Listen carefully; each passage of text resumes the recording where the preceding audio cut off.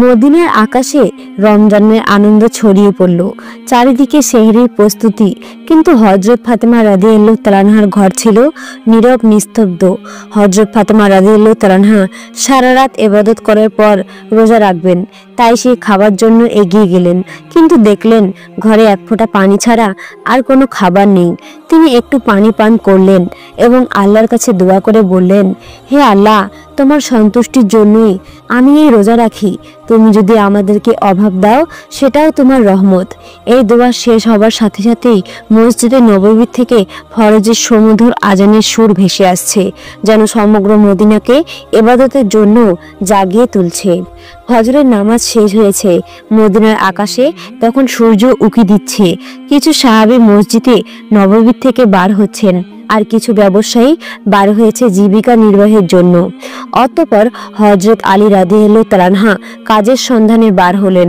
এদিকে সকাল যত এগিয়ে যাচ্ছে, ক্ষুধার জ্বালা তত প্রবল হচ্ছে। হযরত ফাতেমা রাদিয়াল্লাহু তাআলা আনহা নিজে তো পানি ছাড়া কিছুই খায়নি, তবুও ঘরের কোণে বসে আল্লাহর ইবাদত করছে।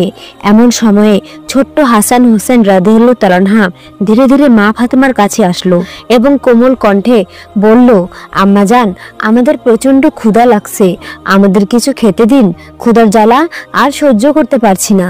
এই কথা শুনে হযরত ফাতেমা রাদিয়াল্লাহু তাআলা আনহার চোখের কোণায় পানি চড়ে আসলো, হৃদয়টা যেন হাহাকার হয়ে উঠল।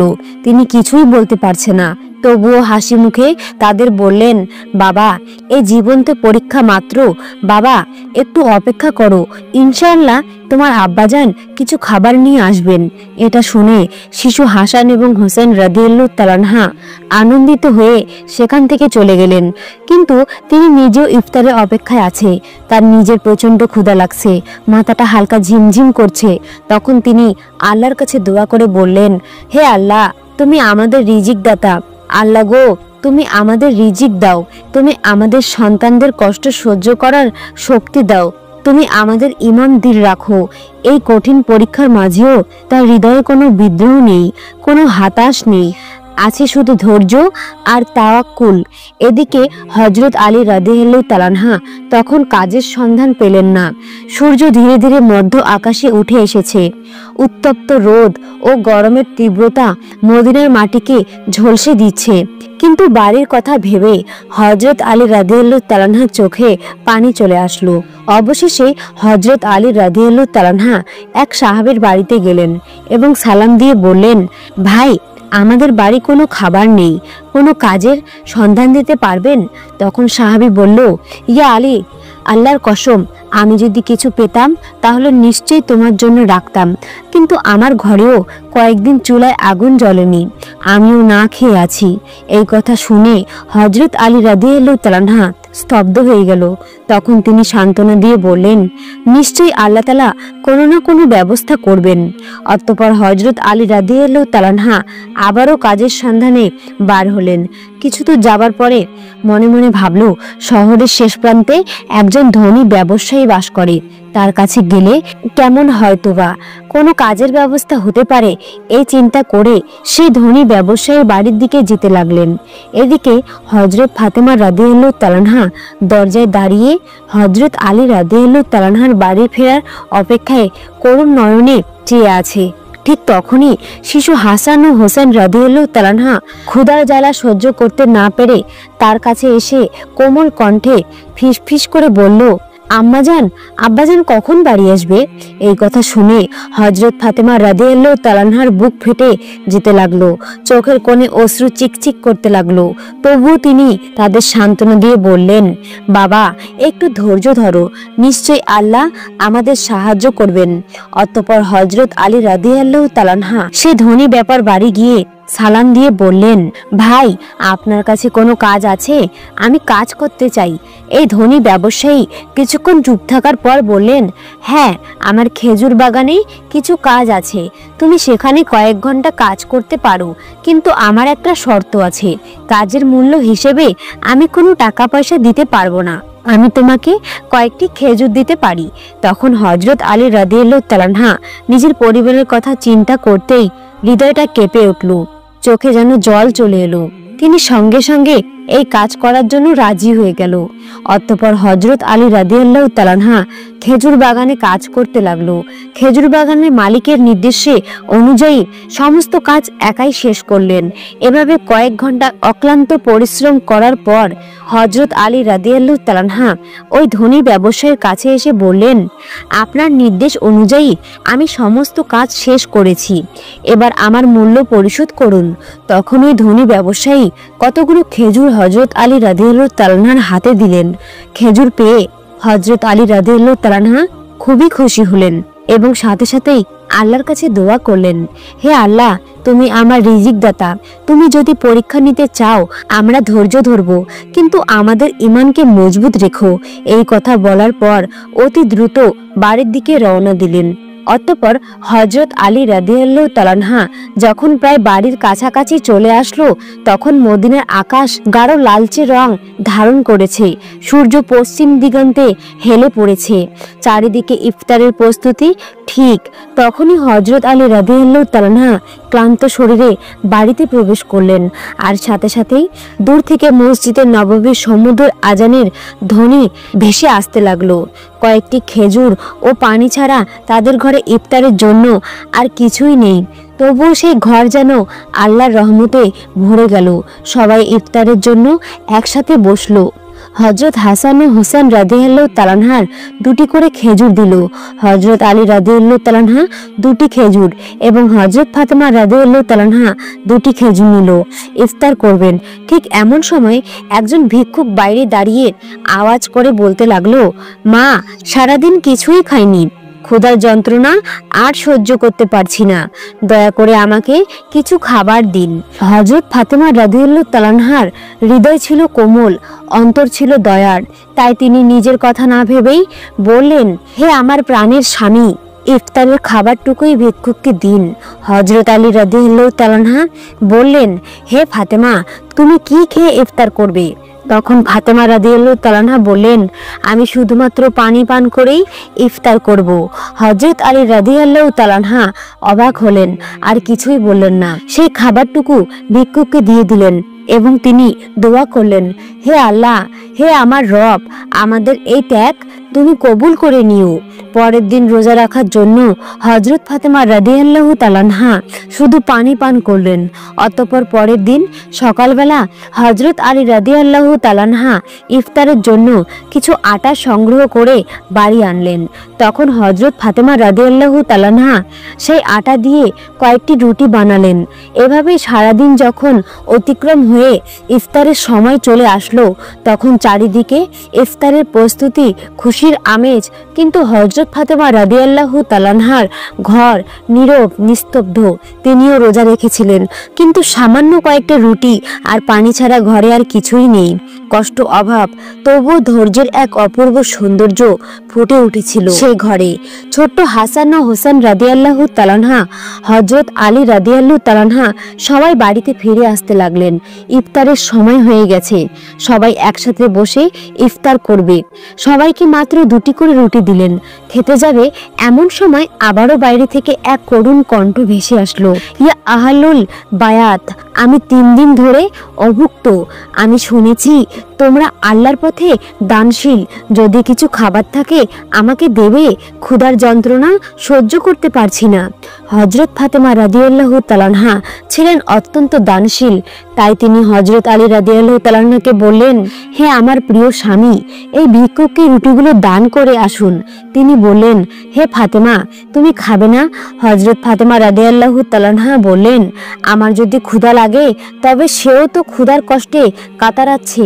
আমরা তো দুনিয়ার সুখের জন্য সৃষ্টি হইনি, আমাদের তো আল্লাহর সন্তুষ্টি অর্জন করাই একমাত্র উদ্দেশ্য। তখন হযরত আলী রাদিয়াল্লাহু তাআলা আনহু দেখলেন মা ফাতেমার হাতে শুধুমাত্র পানি ছাড়া আর কিছুই নেই।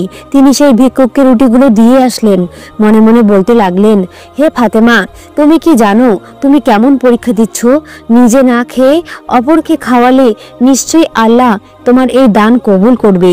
ঠিক ওই সময় আল্লাহ রাব্বুল আলামিন হযরত জিবরাইল আলাইহিস সালামকে হুকুম করলেন, জিব্রাইল তুমি যাও, আমার প্রিয় হাবিব মুহাম্মাদের প্রিয় কন্যা ফাতেমা যেভাবে ত্যাগ ধৈর্য কঠিন পরীক্ষা দিয়েছে, তার অতুলনীয় নিজে না খেয়ে অপরকে খাবার দিয়েছে, তার ঘরে এখন খাবার নেই, তুমি জান্নাত থেকে তাদের জন্য খাবার নিয়ে যাও। এই হুকুম পাওয়া মাত্রই হযরত জিব্রাইল আলাইহিস সালাম জান্নাত থেকে সুগন্ধি রুটি খেজুর মধু নিয়ে হযরত আলী রাদিয়াল্লাহু তাআলা আনহার বাড়ির দরজার সামনে মানুষ রূপে হাজির হলেন। তখন হযরত ফাতেমা রাদিয়াল্লাহু তাআলা আনহা শুধুমাত্র পানি পান করে আবার আল্লাহর ইবাদতে মগ্ন ছিলেন। ঘরের বাইরে থেকে আবার এক আওয়াজ ভেসে আসলো, হে আহাল্লুল বায়াত। এই কণ্ঠ শুনে হযরত আলী চমকে উঠলেন। তখন হযরত আলী রাদিয়াল্লাহু তাআলা আনহা ঘরের বাইরে বার হয়ে দেখলেন একজন সুপুরুষ হাতে একটি পাত্র নিয়ে দাঁড়িয়ে আছে। তিনি জিজ্ঞেস করলেন, আপনি কে? অপর দিক থেকে উত্তর এলো, আমি আল্লাহর পক্ষ থেকে প্রেরিত একজন দাস। তোমরা যেভাবে তোমাদের ক্ষুধা সহ্য করে অন্যের মুখে খাবার তুলে দিয়েছো, আল্লাহ তোমাদের জন্য জান্নাতের রিজিক পাঠিয়েছেন। এই কথা শোনা মাত্রই হযরত আলী রাদিয়াল্লাহু তাআলা আনহা অন্তর কেঁপে উঠল, তার চোখে জল ভরে গেল। অতঃপর জিব্রাইল আলাইহিস সালাম খাবারগুলি দিয়ে সেখান থেকে বিদায় নিলেন। তখন হযরত আলী রাদিয়াল্লাহু তাআলা আনহা খাবারগুলি নিয়ে ঘরে প্রবেশ করলেন এবং বললেন, হে ফাতেমা, দেখো দেখো আমাদের রব কত মহান, আমাদের জন্য জান্নাত থেকে রিজিক পাঠিয়েছেন। এই কথা শুনে হযরত ফাতেমা রাদিয়াল্লাহু তাআলা আনহা ধীরে ধীরে সেখানে এলেন। এগুলি দেখে বিস্ময়ে হতবাক হয়ে গেলেন। এক মধুময় নয়নে ওই পাত্রের দিকে তাকিয়ে রইলেন আর মনে মনে ভাবতে লাগলেন, হে আল্লাহ, তুমি কতই না মহান। তিনি বুঝতে পারলেন এটি কোনো সাধারণ খাবার নয়, এ তো সুগন্ধি রুটি মধু খেজুর, এ তো জান্নাতের খাবার। এদিকে শিশু হাসান এবং হোসেন রাদিয়াল্লাহু তাআলা আনহা সেখানে এসে বললেন, আম্মাজান, এই খাবারগুলো কাদের এবং কোথা থেকে এসেছে? হযরত ফাতেমা রাদিয়াল্লাহু তাআলা আনহা তাদেরকে বললেন, বাবা, খাবারগুলো আমাদের। মহান আল্লাহ রাব্বুল আলামিন আমাদের জন্য জান্নাত থেকে খাবার পাঠিয়েছেন। হযরত হাসান এবং হোসেন রাদিয়াল্লাহু তাআলা আনহা বললেন, আম্মাজান, এটা কি সত্যি? তিনি বললেন, বাবা, এটা সত্যি, এটি আল্লাহর রহমত। সেই সময় হযরত ফাতেমা রাদিয়াল্লাহু তাআলা আনহার চোখে জল টলমল করছিল। তখন তারা সবাই আল্লাহর শুকরিয়া আদায় করলেন। খাবার মুখে দেওয়ার পরেই তাদের চোখ থেকে অশ্রু ঝরে পড়ল। এই খাবার ছিল আল্লাহর ভালোবাসার প্রমাণ। অতঃপর পরের দিন সকাল থেকেই সমগ্র মদিনার অলিতে গলিতে এই খবর প্রকাশ হয়ে গেল যে হযরত ফাতেমা রাদিয়াল্লাহু তাআলা আনহার ঘরে আল্লাহর পক্ষ থেকে জান্নাত থেকে খাবার এসেছে। এমনকি স্বয়ং রাসূল সাল্লাল্লাহু আলাইহি ওয়াসাল্লাম জানতে পারলেন এই খবরটি পেয়ে অনেকেই অবাক হলেন, অনেকে আনন্দিত হলেন, আবার অনেকের ঈমান আরো মজবুত হলো। কিন্তু অন্যদিকে অনেক মুনাফিক যারা সন্দেহপ্রবণ ছিল, তাদের এই কথাটি কোনো মতেই বিশ্বাস হচ্ছিল না। তাদের মধ্য থেকে একজন একদল লোকের কাছে গিয়ে বলল, তোমরা কি সত্যিই বিশ্বাস করো যে জান্নাত থেকে খাবার আসতে পারে? তখন ওই লোকগুলো বলল, আল্লাহ তাআলা চাইলে সবকিছুই সম্ভব, কিন্তু শুধুমাত্র ফাতেমার জন্য কেন জান্নাত থেকে খাবার আসবে? এসব সন্দেহপ্রবণ কথা ধীরে ধীরে মদিনার অলিতে গলিতে ছড়িয়ে পড়ল। যখন মুহাম্মদ সাল্লাল্লাহু আলাইহি ওয়াসাল্লামের কানে এই খবরটি পৌঁছালো, তখন তিনি সবার উদ্দেশ্যে করে বললেন, হে মদিনাবাসী, তোমরা কি বিশ্বাস করো না যে আল্লাহ তার বান্দাদের জন্য অলৌকিক ব্যবস্থা করতে পারেন? যদি আল্লাহ মিরাজের রাতে আমাকে জান্নাতে নিয়ে যেতে পারেন, তবে তিনি কি আমার কন্যার জন্য জান্নাতের খাবার পাঠাতে পারেন না? আমার কন্যা ফাতেমা জান্নাতের নারীদের সর্দারিনী। আল্লাহ তাকে যে মর্যাদা দিয়েছেন তা অতুলনীয়। এই ঘটনা সেই মর্যাদার একটি নিদর্শন। অতঃপর হযরত মুহাম্মদ সাল্লাল্লাহু আলাইহি ওয়াসাল্লাম সূরা আত-তালাকের একটি আয়াত তেলাওয়াত করে শোনান, যার বাংলা অর্থ, যে ব্যক্তি তাকওয়ার পথে চলে আল্লাহ তাকে এমনভাবে রিজিক দান করেন যা সে কল্পনাও করতে পারে না। তখন সবাই নীরব হয়ে গেল। এই কথাগুলো শুনে সাহাবীরা আরো দৃঢ় ঈমান লাভ করলেন। যখন এই ঘটনা সমগ্র মদিনায় এক আলোড়ন সৃষ্টি করলেন, তখন মুনাফিক কাফেররা ক্রোধে ফেটে পড়ল। তাই তাদের অনুসারীদের ডেকে বলল, তোমরা কি দেখেছো? মুহাম্মাদের কন্যা এমন মর্যাদা পেয়েছে যা পৃথিবীর অন্য কেউ পায়নি। যদি এই ঘটনা আরো প্রচার হতে থাকে, তাহলে মানুষের ঈমান আরো শক্তিশালী হবে এবং আমাদের ষড়যন্ত্র ব্যর্থ হয়ে যাবে। তখন তাদের এক অনুসারী বলল, আমরা কি করতে পারি? তখন এই কাফের মুনাফিকরা বলল, মানুষের মনে সন্দেহ ঢুকিয়ে দাও। তোমরা বলবে এ তো কেবল একটি গল্প, হয়তো ফাতেমা স্বপ্ন দেখেছেন। আরো বলবে মুহাম্মদ শুধু তার কন্যার মর্যাদা বাড়ানোর জন্য এমন কথা বলেছেন। আমরা তো কখনোই জান্নাতের খাবার দেখিনি, হয়তো এটি একটি গল্প।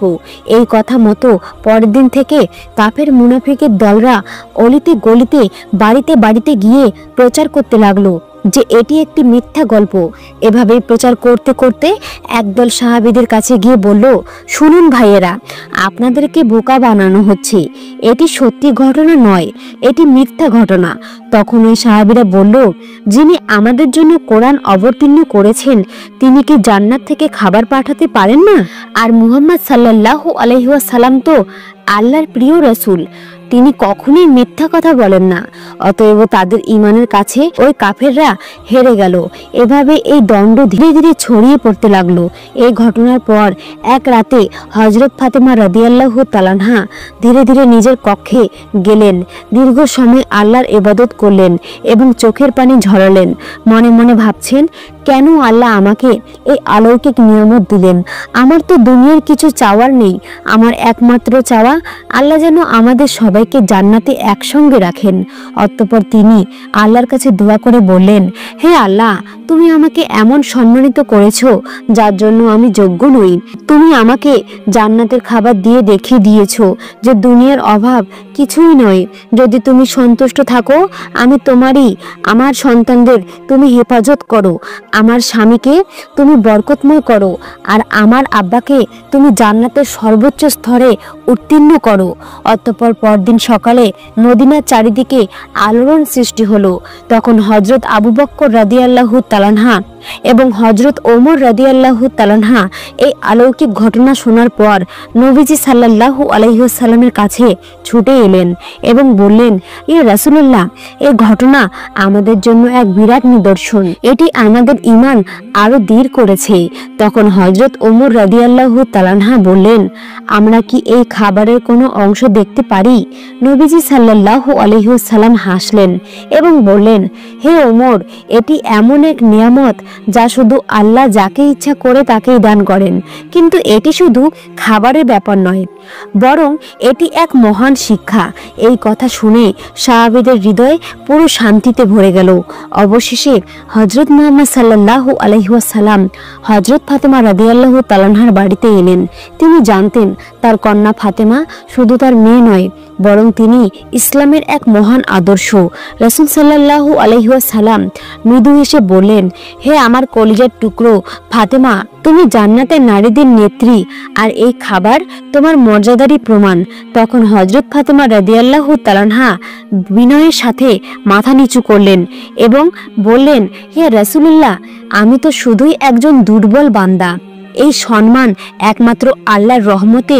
নবীজি সাল্লাল্লাহু আলাইহি ওয়াসাল্লাম সন্তুষ্টিতে বললেন, হ্যাঁ, কিন্তু আল্লাহ তার প্রিয় বান্দাদেরই এই রহমত দেন।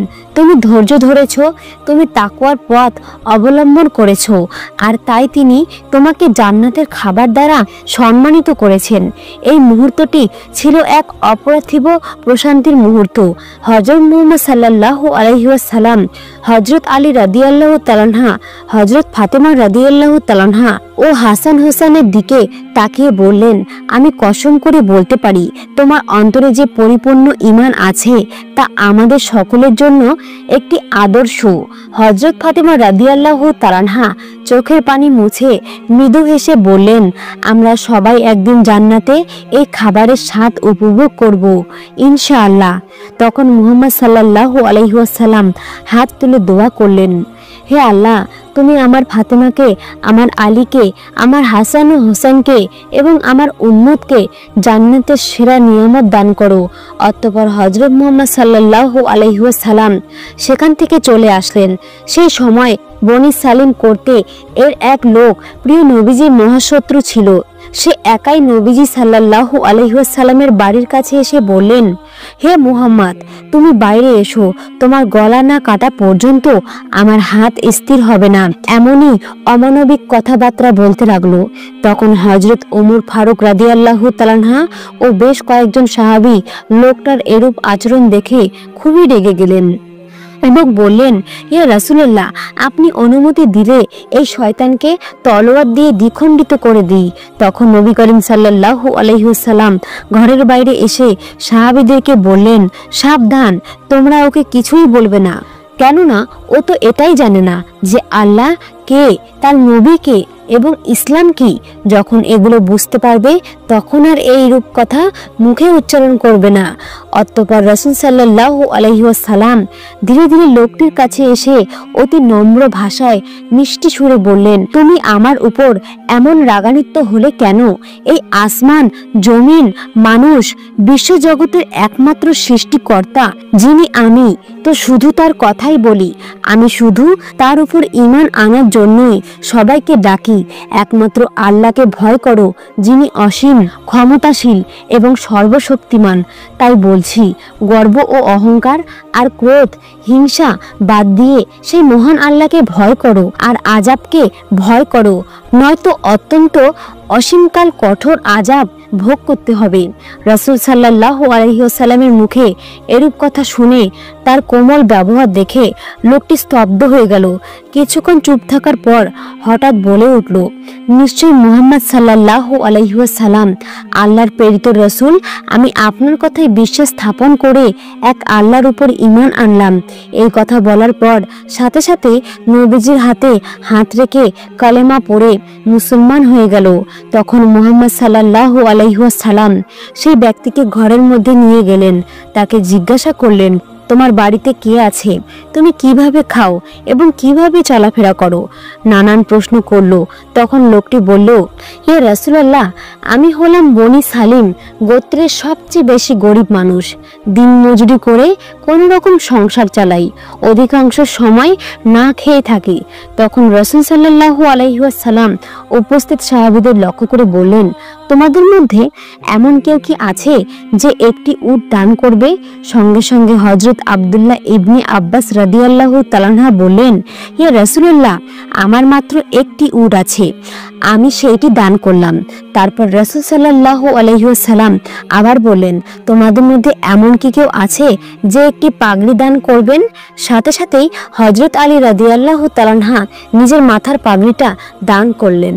রাসূল সাল্লাল্লাহু আলাইহি ওয়াসাল্লাম আবার বললেন, তোমাদের মধ্যে এমন কি কেউ আছো যে এই নতুন মুসলিম ভাইয়ের জন্য খাদ্যের ব্যবস্থা করবে? তখন হযরত সালমান ফার্সি বললেন, ইয়া রাসূলুল্লাহ, আপনি অনুমতি দিলে আমি কোনো না কোনো বাড়ি থেকে খাদ্যের ব্যবস্থা করতে পারি। অতঃপর হযরত সালমান ফার্সি ওই মুসলিমকে নিয়ে অনেক বাড়িতে গিয়ে খাদ্যের সন্ধান করতে লাগলেন, কিন্তু কোথাও কোনো খাবার পেলেন না। অবশেষে হযরত ফাতেমা রাদিয়াল্লাহু তাআলার বাড়িতে আসলেন। হযরত সালমান ফার্সি বললেন, হে ফাতেমা, এই নতুন মুসলিম ভাইয়ের খাবারের জন্য অনেক বাড়িতে ঘুরলাম, কিন্তু কোথাও কিছু পেলাম না।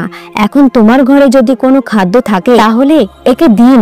এই কথা শুনে হযরত ফাতেমা রাদিয়াল্লাহু তাআলার দুই চোখের অশ্রু সিক্ত হয়ে উঠল। তার হৃদয় ছিল কুসুমের মতো কোমল। তিনি সালমান ফার্সিকে সম্বোধন করে বললেন, ভাই, আমার ঘরেও কোনো খাবার নেই। আমার পুত্র হাসান এবং হুসাইন ক্ষুধার জ্বালায় আর সহ্য করতে পারছে না। খাবার দেবার মতো আমার কাছে কিছুই নেই, তবে আমার কাছে বেশ দামি একখানা ওড়না আছে, আমি সেটা ব্যবহার করি না। আপনি সেই ওড়নাটা নিয়ে ইহুদির বাড়ি যান এবং সেখান থেকে ওড়নাটা বিক্রি করে তার মূল্য দিয়ে কিছু আটা কিনে আমার এই মুসলিম ভাইয়ের জন্য খাদ্যের ব্যবস্থা করুন। এই কথা শুনে তাদের চোখ জলে ভেজে গেল। হযরত ফাতেমা রাদিয়াল্লাহু তাআলার এমন ব্যবহার দেখে তারা অবাক হয়ে গেল। হযরত ফাতেমা রাদিয়াল্লাহু তাআলা দান, ত্যাগ ও ধৈর্যের যে জ্বলন্ত নমুনা পৃথিবীতে রেখে গিয়েছেন তা চিরদিনই ইসলামের ইতিহাসের স্বর্ণাক্ষরে উজ্জ্বল হয়ে থাকবে। আমরা যদি সবাই সামর্থ্য অনুযায়ী অসহায় গরিব মিসকিনদের সাহায্য করতে পারি, তাহলে ধনী গরিব সকলেই সুখী জীবনযাপন করতে পারবো। প্রিয় দর্শক, আমরা সকলেই সেই দয়ালু, দানশীল, উত্তম চরিত্রের অধিকারী হযরত ফাতেমা রাদিয়াল্লাহু তাআলা আনহার মতো, রাসূল সাল্লাল্লাহু আলাইহি ওয়াসাল্লামের মতো উত্তম চরিত্র ও দানশীল হতে পারি।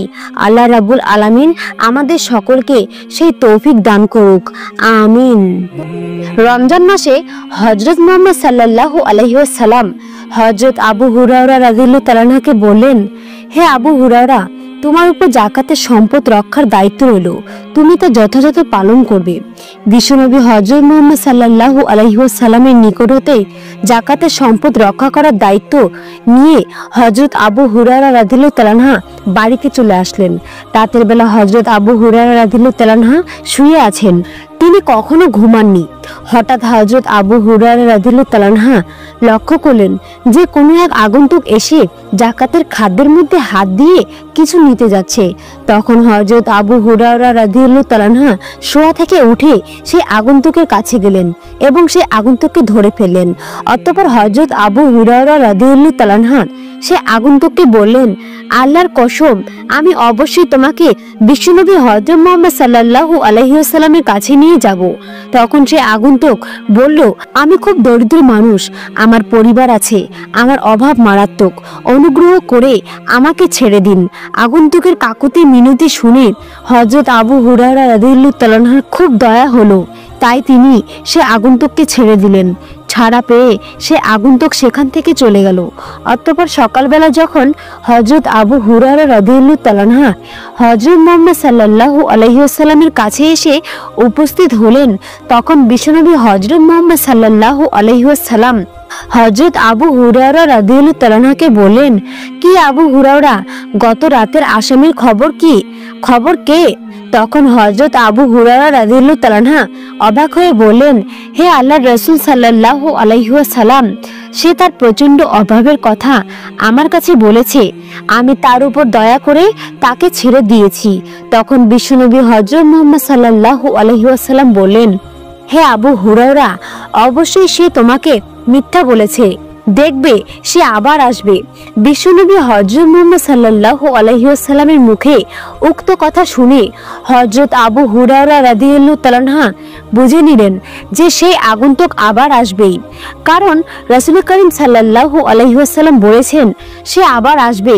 তাই আবু হুরায়রা রাদিয়াল্লাহু তাআলা আনহু অপেক্ষায় থাকলেন। পরের দিন রাতে পূর্বের ন্যায় হযরত আবু হুরায়রা রাদিয়াল্লাহু তাআলা আনহু তার নিজের কক্ষে শয়ন করছিলেন এবং সেই আগন্তুকের জন্য অপেক্ষায় ছিলেন, কারণ আবু হুরায়রা রাদিয়াল্লাহু তাআলা আনহুর বিশ্বাস ছিল যে সেই আগন্তুক আসবেই। বিশ্বনবীর কথা কখনো মিথ্যা হতে পারে না। কিছুক্ষণ পর হযরত আবু হুরায়রা রাদিয়াল্লাহু তাআলা আনহু লক্ষ্য করলেন যে সেই আগন্তুক আবার এসে খাবারের মধ্যে হাত দিয়ে খুঁজতে লাগলো। তখন হযরত আবু হুরায়রা রাদিয়াল্লাহু তাআলা আনহু সে আগন্তুককে ধরে ফেললেন এবং বললেন, আল্লাহর কসম, আমি অবশ্যই তোমাকে বিশ্বনবী হযরত মুহাম্মদ সাল্লাল্লাহু আলাইহি ওয়াসাল্লামের কাছে নিয়ে যাব। তখন সেই আগন্তুক বলল, আমাকে ছেড়ে দাও, আমি খুব অসহায়, আমার পরিবার আছে, আমি আর আসবো না। হযরত আবু হুরায়রা রাদিয়াল্লাহু তাআলা আনহু এবারও তার উপর দয়া করে তাকে ছেড়ে দিল এবং সে সেখান থেকে চলে গেল। সকালবেলা হযরত আবু হুরায়রা রাদিয়াল্লাহু তাআলা আনহু যখন রাসূল আকরাম সাল্লাল্লাহু আলাইহি ওয়াসাল্লামের কাছে এসে উপস্থিত হলেন, তখন হযরত মুহাম্মদ সাল্লাল্লাহু আলাইহি ওয়াসাল্লাম হযরত আবু হুরায়রা রাদিয়াল্লাহু তাআলা আনহুকে বললেন, কি হে আবু হুরায়রা, গত রাতে তোমার আসামি কি করেছে? তখন হযরত আবু হুরায়রা রাদিয়াল্লাহু তাআলা আনহু বলেন, হে আল্লাহর রাসূল সাল্লাল্লাহু আলাইহি ওয়াসাল্লাম, সে তার চরম অভাবের কথা আমার কাছে বলেছে, তার পরিবার আছে, আমি তার উপর দয়া করে তাকে ছেড়ে দিয়েছি। বিশ্বনবী হযরত মুহাম্মদ সাল্লাল্লাহু আলাইহি ওয়াসাল্লাম তখন বললেন, অবশ্যই সে তোমাকে মিথ্যা বলেছে, দেখো সে আবার আসবে। এবারও হযরত আবু হুরায়রা রাদিয়াল্লাহু তাআলা আনহু বুঝে গেল সে আবার আসবে। তাই তৃতীয় রাতেও হযরত আবু হুরায়রা রাদিয়াল্লাহু তাআলা আনহু অপেক্ষায় থাকলেন। অতঃপর সেই আগন্তুক আবার এসে খাবারের মধ্যে হাত ঢুকিয়ে খুঁজতে লাগলো। তখন হযরত আবু হুরায়রা রাদিয়াল্লাহু তাআলা আনহু সেই আগন্তুককে ধরে ফেললেন আর বললেন, আল্লাহর কসম, আমি অবশ্যই তোমাকে রাসূল করিম সাল্লাল্লাহু আলাইহি ওয়াসাল্লামের কাছে নিয়ে যাব। এই নিয়ে তুমি 3 বার এসেছো, অথচ তুমি বলেছিলে আর আসবে না, কিন্তু আবার এসেছো। তখন সে আগন্তুক বলল, আমাকে ছেড়ে দাও, আমি তোমাকে কিছু বাক্য শিক্ষা দিব যা তোমার জন্য খুবই উপকারে আসবে। তখন হযরত আবু হুরায়রা রাদিয়াল্লাহু তাআলা আনহু বললেন, কি সেই বাক্যগুলো? তখন সে আগন্তুক বলল, তুমি যখন নিদ্রা যাবে তখন আয়াতুল কুরসি পাঠ করবে, তাহলে মহান আল্লাহর পক্ষ থেকে তোমাকে একজন রক্ষক পাহারা দিবে, আর সকাল পর্যন্ত শয়তান তোমার কাছে আসতে পারবে না। সে আগন্তুকের মুখ থেকে উক্ত বাণী শোনার পর হযরত আবু হুরায়রা রাদিয়াল্লাহু তাআলা আনহু সে আগন্তুককে ছেড়ে দিলেন এবং সে আগন্তুক সেখান থেকে চলে গেল। সকালবেলা যখন হযরত আবু হুরায়রা রাদিয়াল্লাহু তাআলা আনহু বিশ্বনবী হযরত মুহাম্মদ সাল্লাল্লাহু আলাইহি ওয়াসাল্লামের কাছে এসে উপস্থিত হলেন, তখন নবীজি বললেন, কি হে আবু হুরায়রা, গত রাতে তোমার আসামি কি করেছে?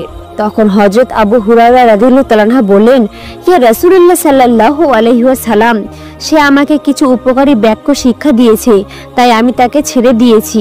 বিশ্বনবী হযরত মুহাম্মদ সাল্লাল্লাহু আলাইহি ওয়াসাল্লাম তখন জিজ্ঞেস করলেন, তোমাকে সে কি শিক্ষা দিয়েছে? তখন হযরত আবু হুরায়রা রাদিয়াল্লাহু তাআলা আনহু বললেন, সে বলেছে, যখন তুমি নিদ্রা যাবে তখন আয়াতুল কুরসি পাঠ করবে, তাহলে আল্লাহর পক্ষ থেকে তোমাকে একজন রক্ষক পাহারা দিবে, আর সকাল পর্যন্ত শয়তান তোমার কাছে আসতে পারবে না। তখন উপস্থিত সকল সাহাবায়ে কেরাম এই শিক্ষণীয় বিষয়ে জানতে খুবই আগ্রহী হয়ে উঠলেন। তখন বিশ্বনবী হযরত মুহাম্মদ সাল্লাল্লাহু আলাইহি ওয়াসাল্লাম বললেন, সে তোমাকে সত্য বলেছে, যদিও সে মিথ্যাবাদী। হে আবু হুরায়রা, গত 3 রাত যার সাথে কথা বলেছো, তুমি কি জানো সেই ব্যক্তি কে? তখন হযরত আবু হুরায়রা রাদিয়াল্লাহু তাআলা আনহু বললেন, না, আমি জানি না সেই ব্যক্তি কে। তখন হযরত মুহাম্মদ সাল্লাল্লাহু আলাইহি ওয়াসাল্লাম বললেন, সে হলো শয়তান।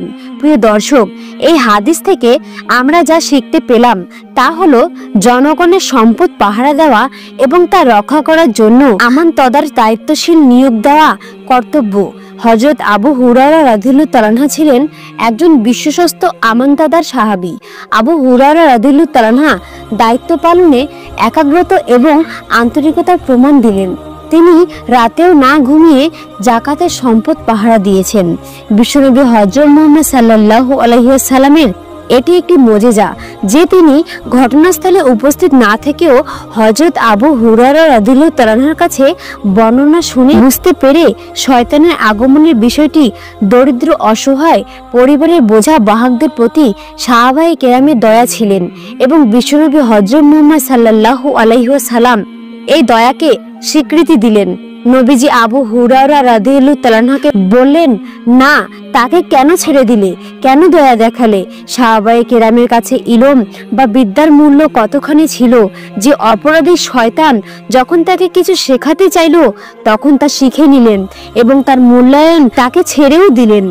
খারাপ বা অসত্য মানুষ বা জিন শয়তান যদি ভালো কোনো কিছু শিক্ষা দেয় তা শিখতে কোনো দোষ নেই, তবে কথা হলো তার ষড়যন্ত্র এবং অপকারিতা সম্পর্কে সচেতন থাকতে হবে।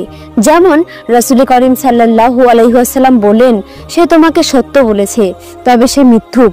এই বিষয়টিকে শিক্ষার একটি মূলনীতি হিসেবে গ্রহণ করা যায়। জিন শয়তান মানুষের খাদ্য খাবারে হাত দেয়, তা থেকে গ্রহণ করে এবং নষ্ট করে। আয়াতুল কুরসি একটি মস্ত বড় সুরক্ষা। যারা আমল করতে পারে তাদের উচিত এই আমলটি ত্যাগ না করা। রাতে নিদ্রার পূর্বে এটি পাঠ করলে পাঠকারী সকল প্রকার অনুষ্ঠিত থেকে মুক্ত থাকবে এবং জিন শয়তান বা অন্য কিছুই তার উপর চড়াও হতে পারবে না। মহান আল্লাহ রাব্বুল আলামিন আমাদের সবাইকে এই 30টি রমজানে বেশি বেশি আয়াতুল কুরসি পাঠ করে নিজেকে রক্ষা করা এবং সওয়াব অর্জনের তৌফিক দান করুন। সবাই কমেন্টে লিখুন আমিন। রমজান মাসের এক রাত্রে বিশ্বনবী হযরত মুহাম্মদ সাল্লাল্লাহু আলাইহি ওয়াসাল্লাম সেহরি খাচ্ছিলেন। নবীজি সাল্লাল্লাহু আলাইহি ওয়াসাল্লাম সেহরিতে ছাগলের শিরি খাচ্ছিলেন, আর সেই সময় হযরত আলী রাদিয়াল্লাহু তাআলা আনহু নবীজি সাল্লাল্লাহু আলাইহি ওয়াসাল্লামের সঙ্গেই ছিলেন। এমন সময় হযরত বেলাল রাদিয়াল্লাহু তাআলা আনহু সেখানে এসে উপস্থিত হলেন এবং বলতে লাগলেন, ইয়া রাসূলুল্লাহ সাল্লাল্লাহু আলাইহি ওয়াসাল্লাম, সময় তো শেষ হয়ে গিয়েছে আর আমি আজান দিতে মসজিদে যাচ্ছি, দয়া করে আপনি তাড়াতাড়ি খাবার খাওয়া বন্ধ করুন।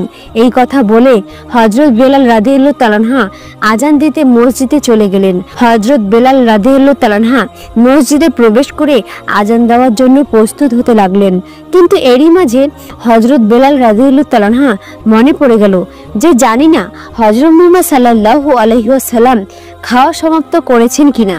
নবীজি সাল্লাল্লাহু আলাইহি ওয়াসাল্লামের কথা চিন্তা করে হযরত বেলাল রাদিয়াল্লাহু তাআলা আনহু আজান না দিয়ে পুনরায় হযরত মুহাম্মদ সাল্লাল্লাহু আলাইহি ওয়াসাল্লামের নিকটে ফিরে আসলেন এবং এসে দেখলেন তখনও রাসূল করিম সাল্লাল্লাহু আলাইহি ওয়াসাল্লাম সেহরি খাচ্ছেন। এটি দেখে হযরত বেলাল রাদিয়াল্লাহু তাআলা আনহু বলেন, ইয়া রাসূলুল্লাহ সাল্লাল্লাহু আলাইহি ওয়াসাল্লাম, আল্লাহর কসম সেহরির সময় শেষ হয়ে গিয়েছে। তখন বিশ্বনবী হযরত মুহাম্মদ সাল্লাল্লাহু আলাইহি ওয়াসাল্লাম নিজের হাত মুবারক নিচে রাখলেন এবং বললেন, হে বেলাল, এখনো সময় বাকি ছিল, কিন্তু তোমার কসম খাওয়ার কারণে মহান আল্লাহ রাব্বুল আলামিন সেটিকে আগেই উদিত করে দিল, যাতে করে তোমার কসম যেন মিথ্যা না হয়ে যায়। সুবহানাল্লাহ, সুবহানাল্লাহ। তখন হযরত আলী রাদিয়াল্লাহু তাআলা আনহু বলতে লাগলেন, যদি হযরত বেলাল রাদিয়াল্লাহু তাআলা আনহু কসম না খেত তাহলে বিশ্বনবী হযরত মুহাম্মদ সাল্লাল্লাহু আলাইহি ওয়াসাল্লাম যতক্ষণ পর্যন্ত সেহরি খেতেন ততক্ষণ পর্যন্ত শুবে সাদিক হতোই না। সুবহানাল্লাহ। তখন ছিল পবিত্র রমজান মাস।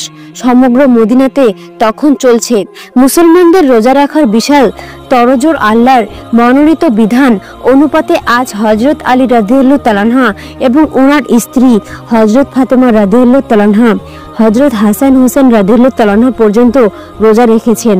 সারাটা দিন নানা ধরনের ব্যস্ততায় তাদের দিন অতিবাহিত হয়ে গেল। যখন বিকেল গড়িয়ে সূর্যাস্ত হবার উপক্রম হলো তখন হযরত ফাতেমা রাদিয়াল্লাহু তাআলা আনহা ঘরে গেলেন এবং যত আটা মজুদ ছিল তা দিয়ে তিনি 4টি রুটি তৈরি করলেন এবং একটি রুটি হযরত আলী রাদিয়াল্লাহু তাআলা আনহুকে প্রদান করলেন। 2টি রুটি হযরত হাসান হোসেন রাদিয়াল্লাহু তাআলা আনহুকে প্রদান করলেন এবং অপর একটি রুটি তিনি নিজের জন্য রেখে দিলেন। যখন মসজিদে হযরত বেলাল রাদিয়াল্লাহু তাআলা আনহু সমুদ্র কণ্ঠে আজান দিলেন তখন হযরত আলী রাদিয়াল্লাহু তাআলা আনহুর পরিবারে সকলে নিজেদের রুটি দিয়ে ইফতারি শুরু করলেন।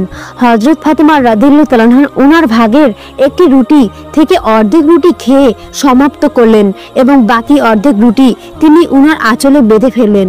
এই দৃশ্য দেখে হযরত আলী রাদিয়াল্লাহু তাআলা আনহা স্ত্রী হযরত ফাতেমা রাদিয়াল্লাহু তাআলা আনহাকে উদ্দেশ্য করে বললেন, হে ফাতেমা, তুমি তো মাত্র অর্ধেক রুটি খেলে, তোমার কি কোনো ক্ষুধা নেই?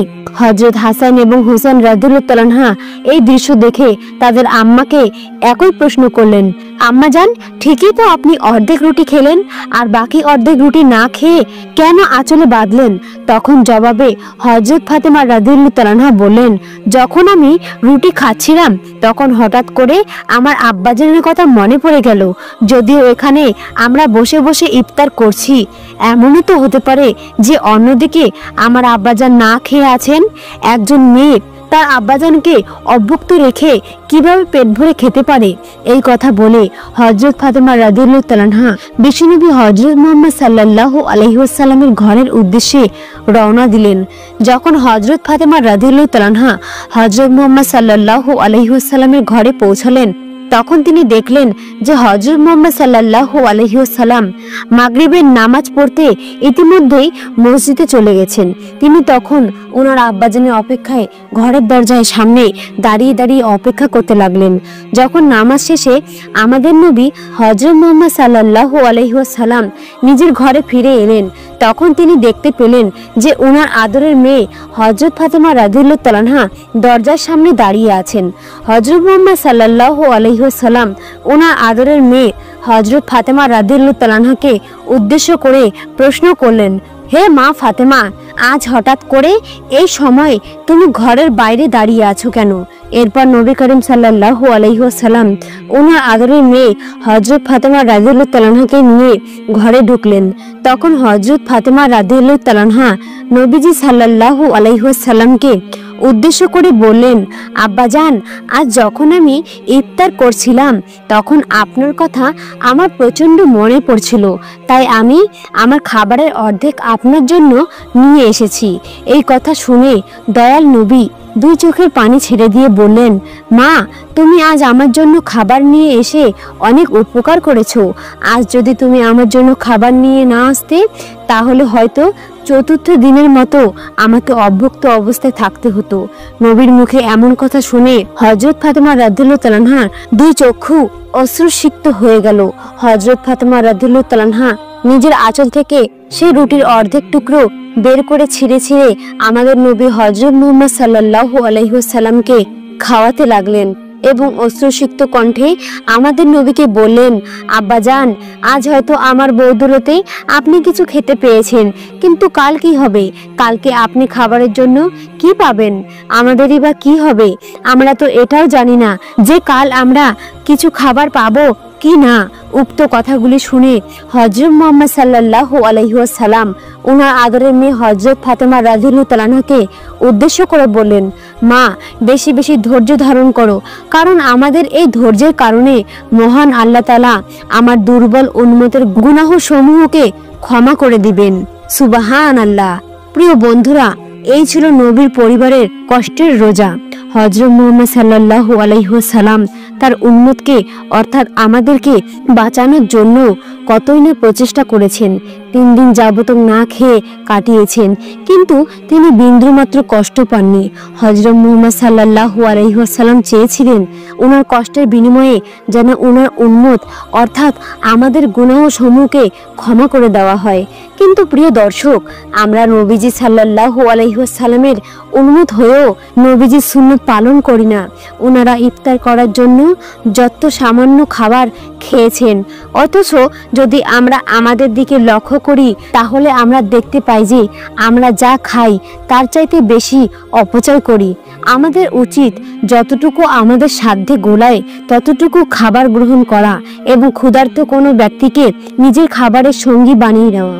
মহান আল্লাহ তাআলা আমাদের সবাইকে বোঝার তৌফিক দান করুন এবং এই রমজান মাসে অপচয় করা থেকে আমাদের সকলকে রক্ষা করুন।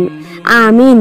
প্রিয় দর্শক, যেই নবী আমাদের জন্য এত কিছু করেছেন, আসুন সেই প্রাণের নবী হযরত মুহাম্মদ সাল্লাল্লাহু আলাইহি ওয়াসাল্লামের সন্নিধ্যকে কমেন্টে লিখি, লা ইলাহা ইল্লাল্লাহ মুহাম্মাদুর রাসূলুল্লাহ।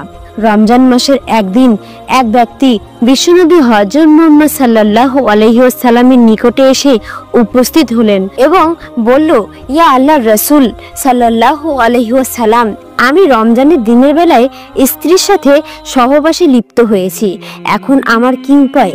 তখন বিশ্বনবী হযরত মুহাম্মদ সাল্লাল্লাহু আলাইহি ওয়াসাল্লাম সেই ব্যক্তিটিকে বললেন, তোমার কি একটি কৃতদাস আজাদ করার সামর্থ্য আছে? তখন সেই ব্যক্তি বলল, জি না। তখন হযরত মুহাম্মদ সাল্লাল্লাহু আলাইহি ওয়াসাল্লাম বললেন, তাহলে ধারাবাহিকভাবে 2 মাস রোজা রাখতে পারবে? তখন সেই ব্যক্তি বলল, জি না।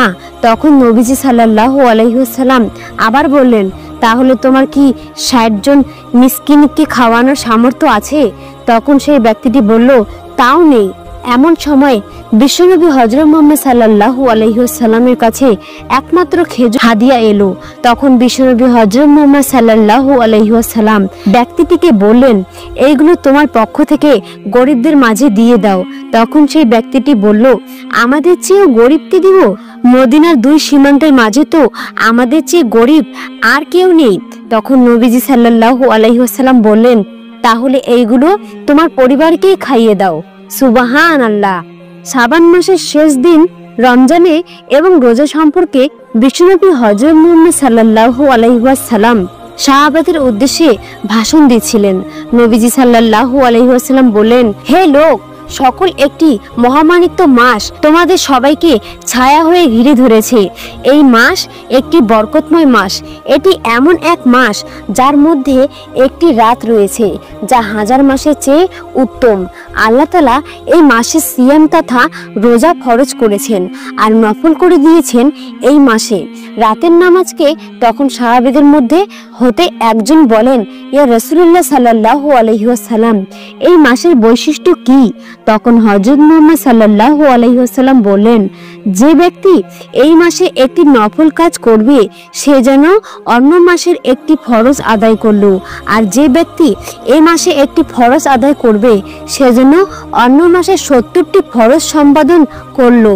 এই মাস সবুরের তথা ধৈর্যের মাস, যে সবুরের সওয়াবের বিনিময়ে শুধুই জান্নাত।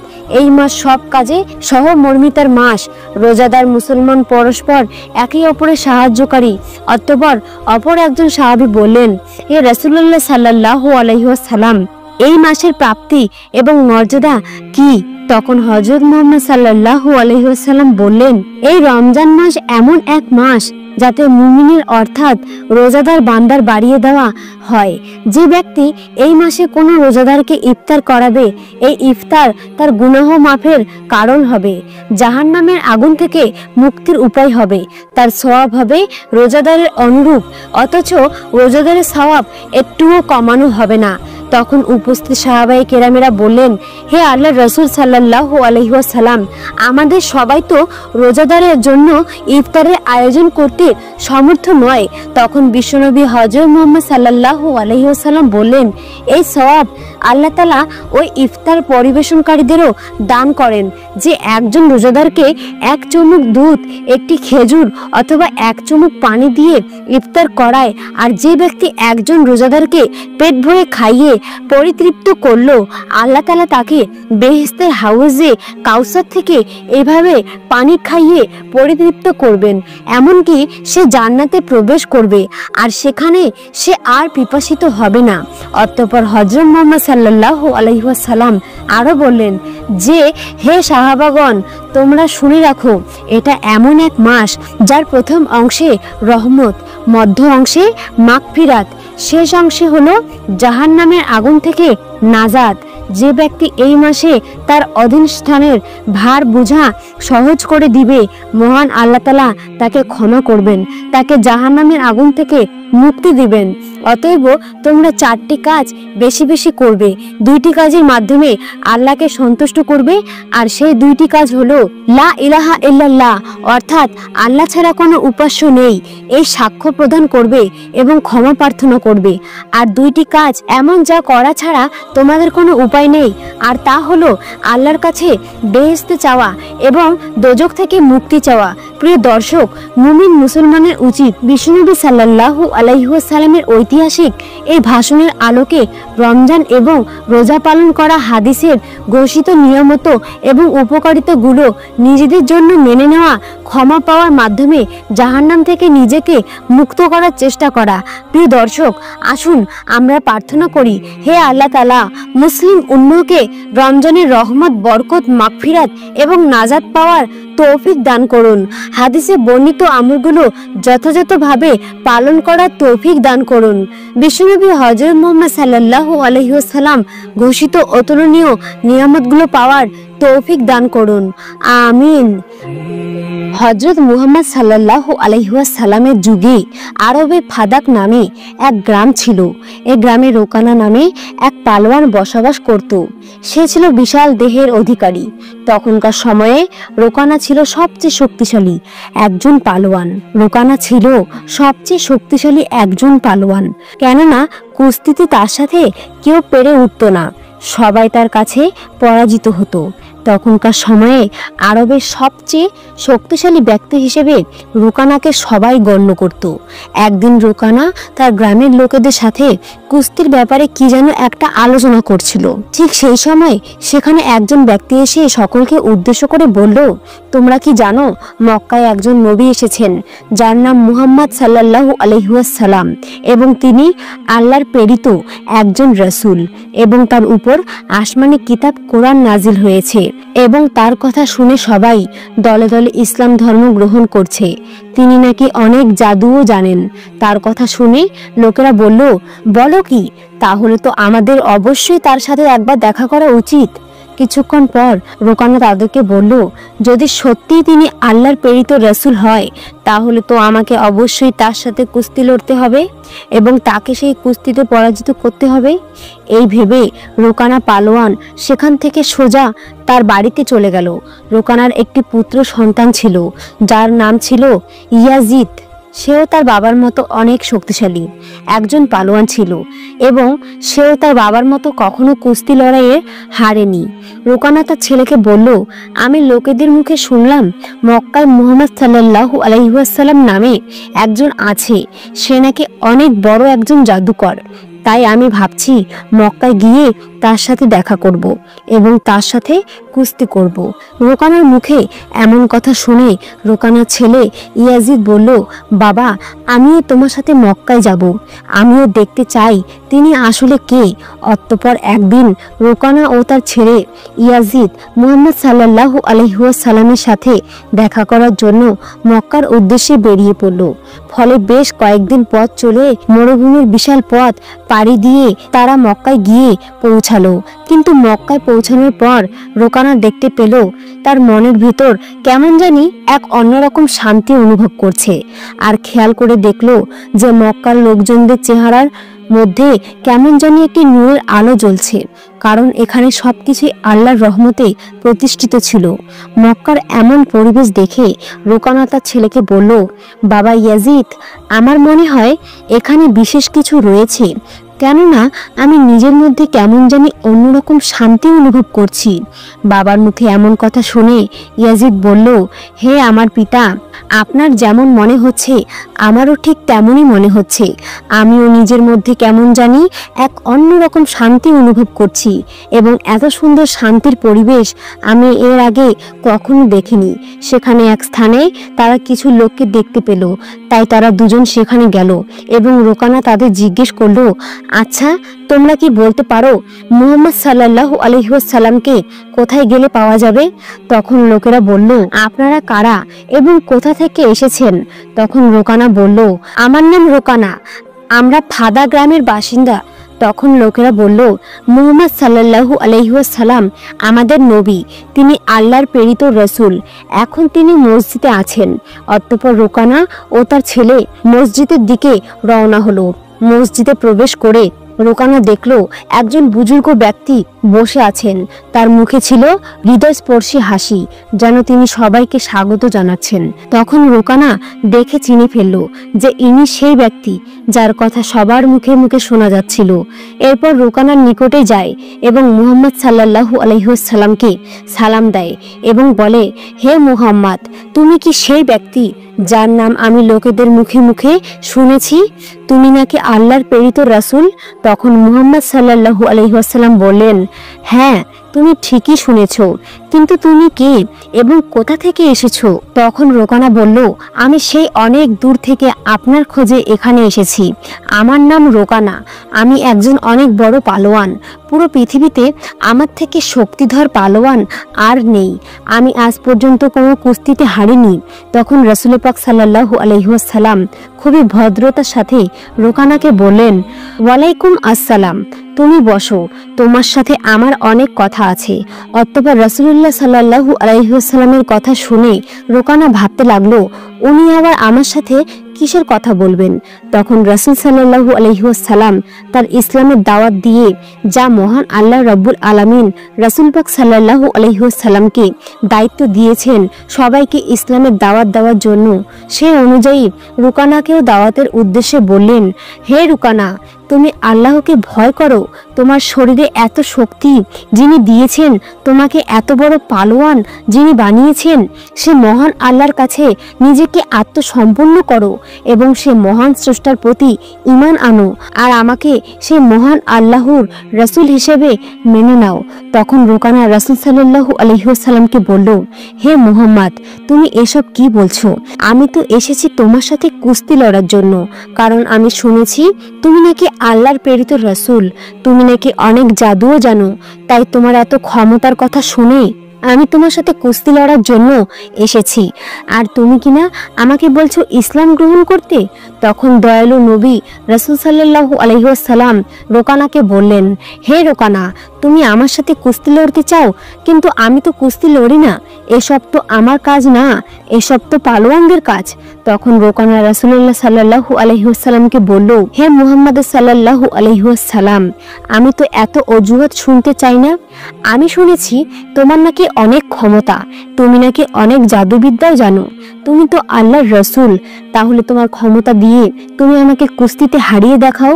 তখন দয়াল নবী রাসূল সাল্লাল্লাহু আলাইহি ওয়াসাল্লাম বললেন, হে রুকানা, তুমি যেহেতু এত জোরাজুরি করছো, তাই আমি একটি শর্তে তোমার সাথে কুস্তি লড়তে রাজি আছি। তখন রুকানা বললেন, কি শর্ত শুনি? তখন দয়াল নবী মায়ান নবী রাসূল সাল্লাল্লাহু আলাইহি ওয়াসাল্লাম বললেন, হে রুকানা, তুমি যদি আমার সাথে কুস্তি লড়ার পর হেরে যাও, তাহলে তোমাকে ইসলাম ধর্ম গ্রহণ করতে হবে আর আমাকে আল্লাহর প্রেরিত রাসূল হিসাবে মেনে নিতে হবে। এরপর রুকানা ভাবতে লাগলো, এই সামান্য একজন হুজুর আমাকে হারাবে, যার আমার মতো চওড়া বুক নেই, আমার মতো এত শক্তিও নেই। আমি একজন পৃথিবীর শ্রেষ্ঠ পালোয়ান, আমাকে আজ পর্যন্ত কেউ হারাতে পারেনি। আর মুহাম্মদ সামান্য একজন হুজুর, সে কোনো পালোয়ান নয়, সে আমাকে কিভাবে হারাবে? সে তো আমার সামনে এক মিনিটও টিকতে পারবে কিনা সন্দেহ। এভাবে রুকানা রাসূল সাল্লাল্লাহু আলাইহি ওয়াসাল্লামকে তুচ্ছ তাচ্ছিল্য বলে গণ্য করল। অতঃপর রুকানা রাসূল সাল্লাল্লাহু আলাইহি ওয়াসাল্লামকে বলল, হে মুহাম্মদ, ঠিক আছে, আমি তোমার শর্তে রাজি। তুমি আমাকে হারাতে পারলে আমি তোমাকে আল্লাহর রসুল হিসেবে মেনে নেব এবং আল্লাহর প্রতি ঈমান এনে ইসলাম ধর্ম গ্রহণ করে নেব। এরপর যথারীতি লড়াইয়ের জন্য এক বিশাল ময়দানে আয়োজন করা হলো এবং সে লড়াই দেখার জন্য সবাই প্রস্তুতি নিতে থাকলো এবং মক্কা থেকে দূর দূরান্ত থেকে মানুষ আসতে লাগলো রাসূল সাল্লাল্লাহু আলাইহি ওয়াসাল্লাম ও শ্রেষ্ঠ পালোয়ান রুকানার লড়াই দেখার জন্য। অতঃপর নির্ধারিত সময় অনুযায়ী লড়াই শুরু হলো। একে একে দয়াল নবী রাসূল সাল্লাল্লাহু আলাইহি ওয়াসাল্লাম ও রুকানা কুস্তির ময়দানে হাজির হলো এরপর দুজনের মধ্যে লড়াই শুরু হয়ে গেল। যে রুকানা রাসূল সাল্লাল্লাহু আলাইহি ওয়াসাল্লামকে আঘাত করার জন্য রাসূলের দিকে তেড়ে আসলো, তখন রাসূল সাল্লাল্লাহু আলাইহি ওয়াসাল্লাম খুব সহজে রুকানাকে উপরে তুলে একটা আছাড় দিল। এক আছাড় খেয়ে রুকানা মাটিতে লুটিয়ে পড়ে এবং সে তার অনেকটা শক্তি হারিয়ে ফেলে। এরপর রাসূল সাল্লাল্লাহু আলাইহি ওয়াসাল্লাম বললেন, হে রুকানা, তুমি হেরে গেছো, এখনো কি তুমি আমার সাথে লড়াই করবে?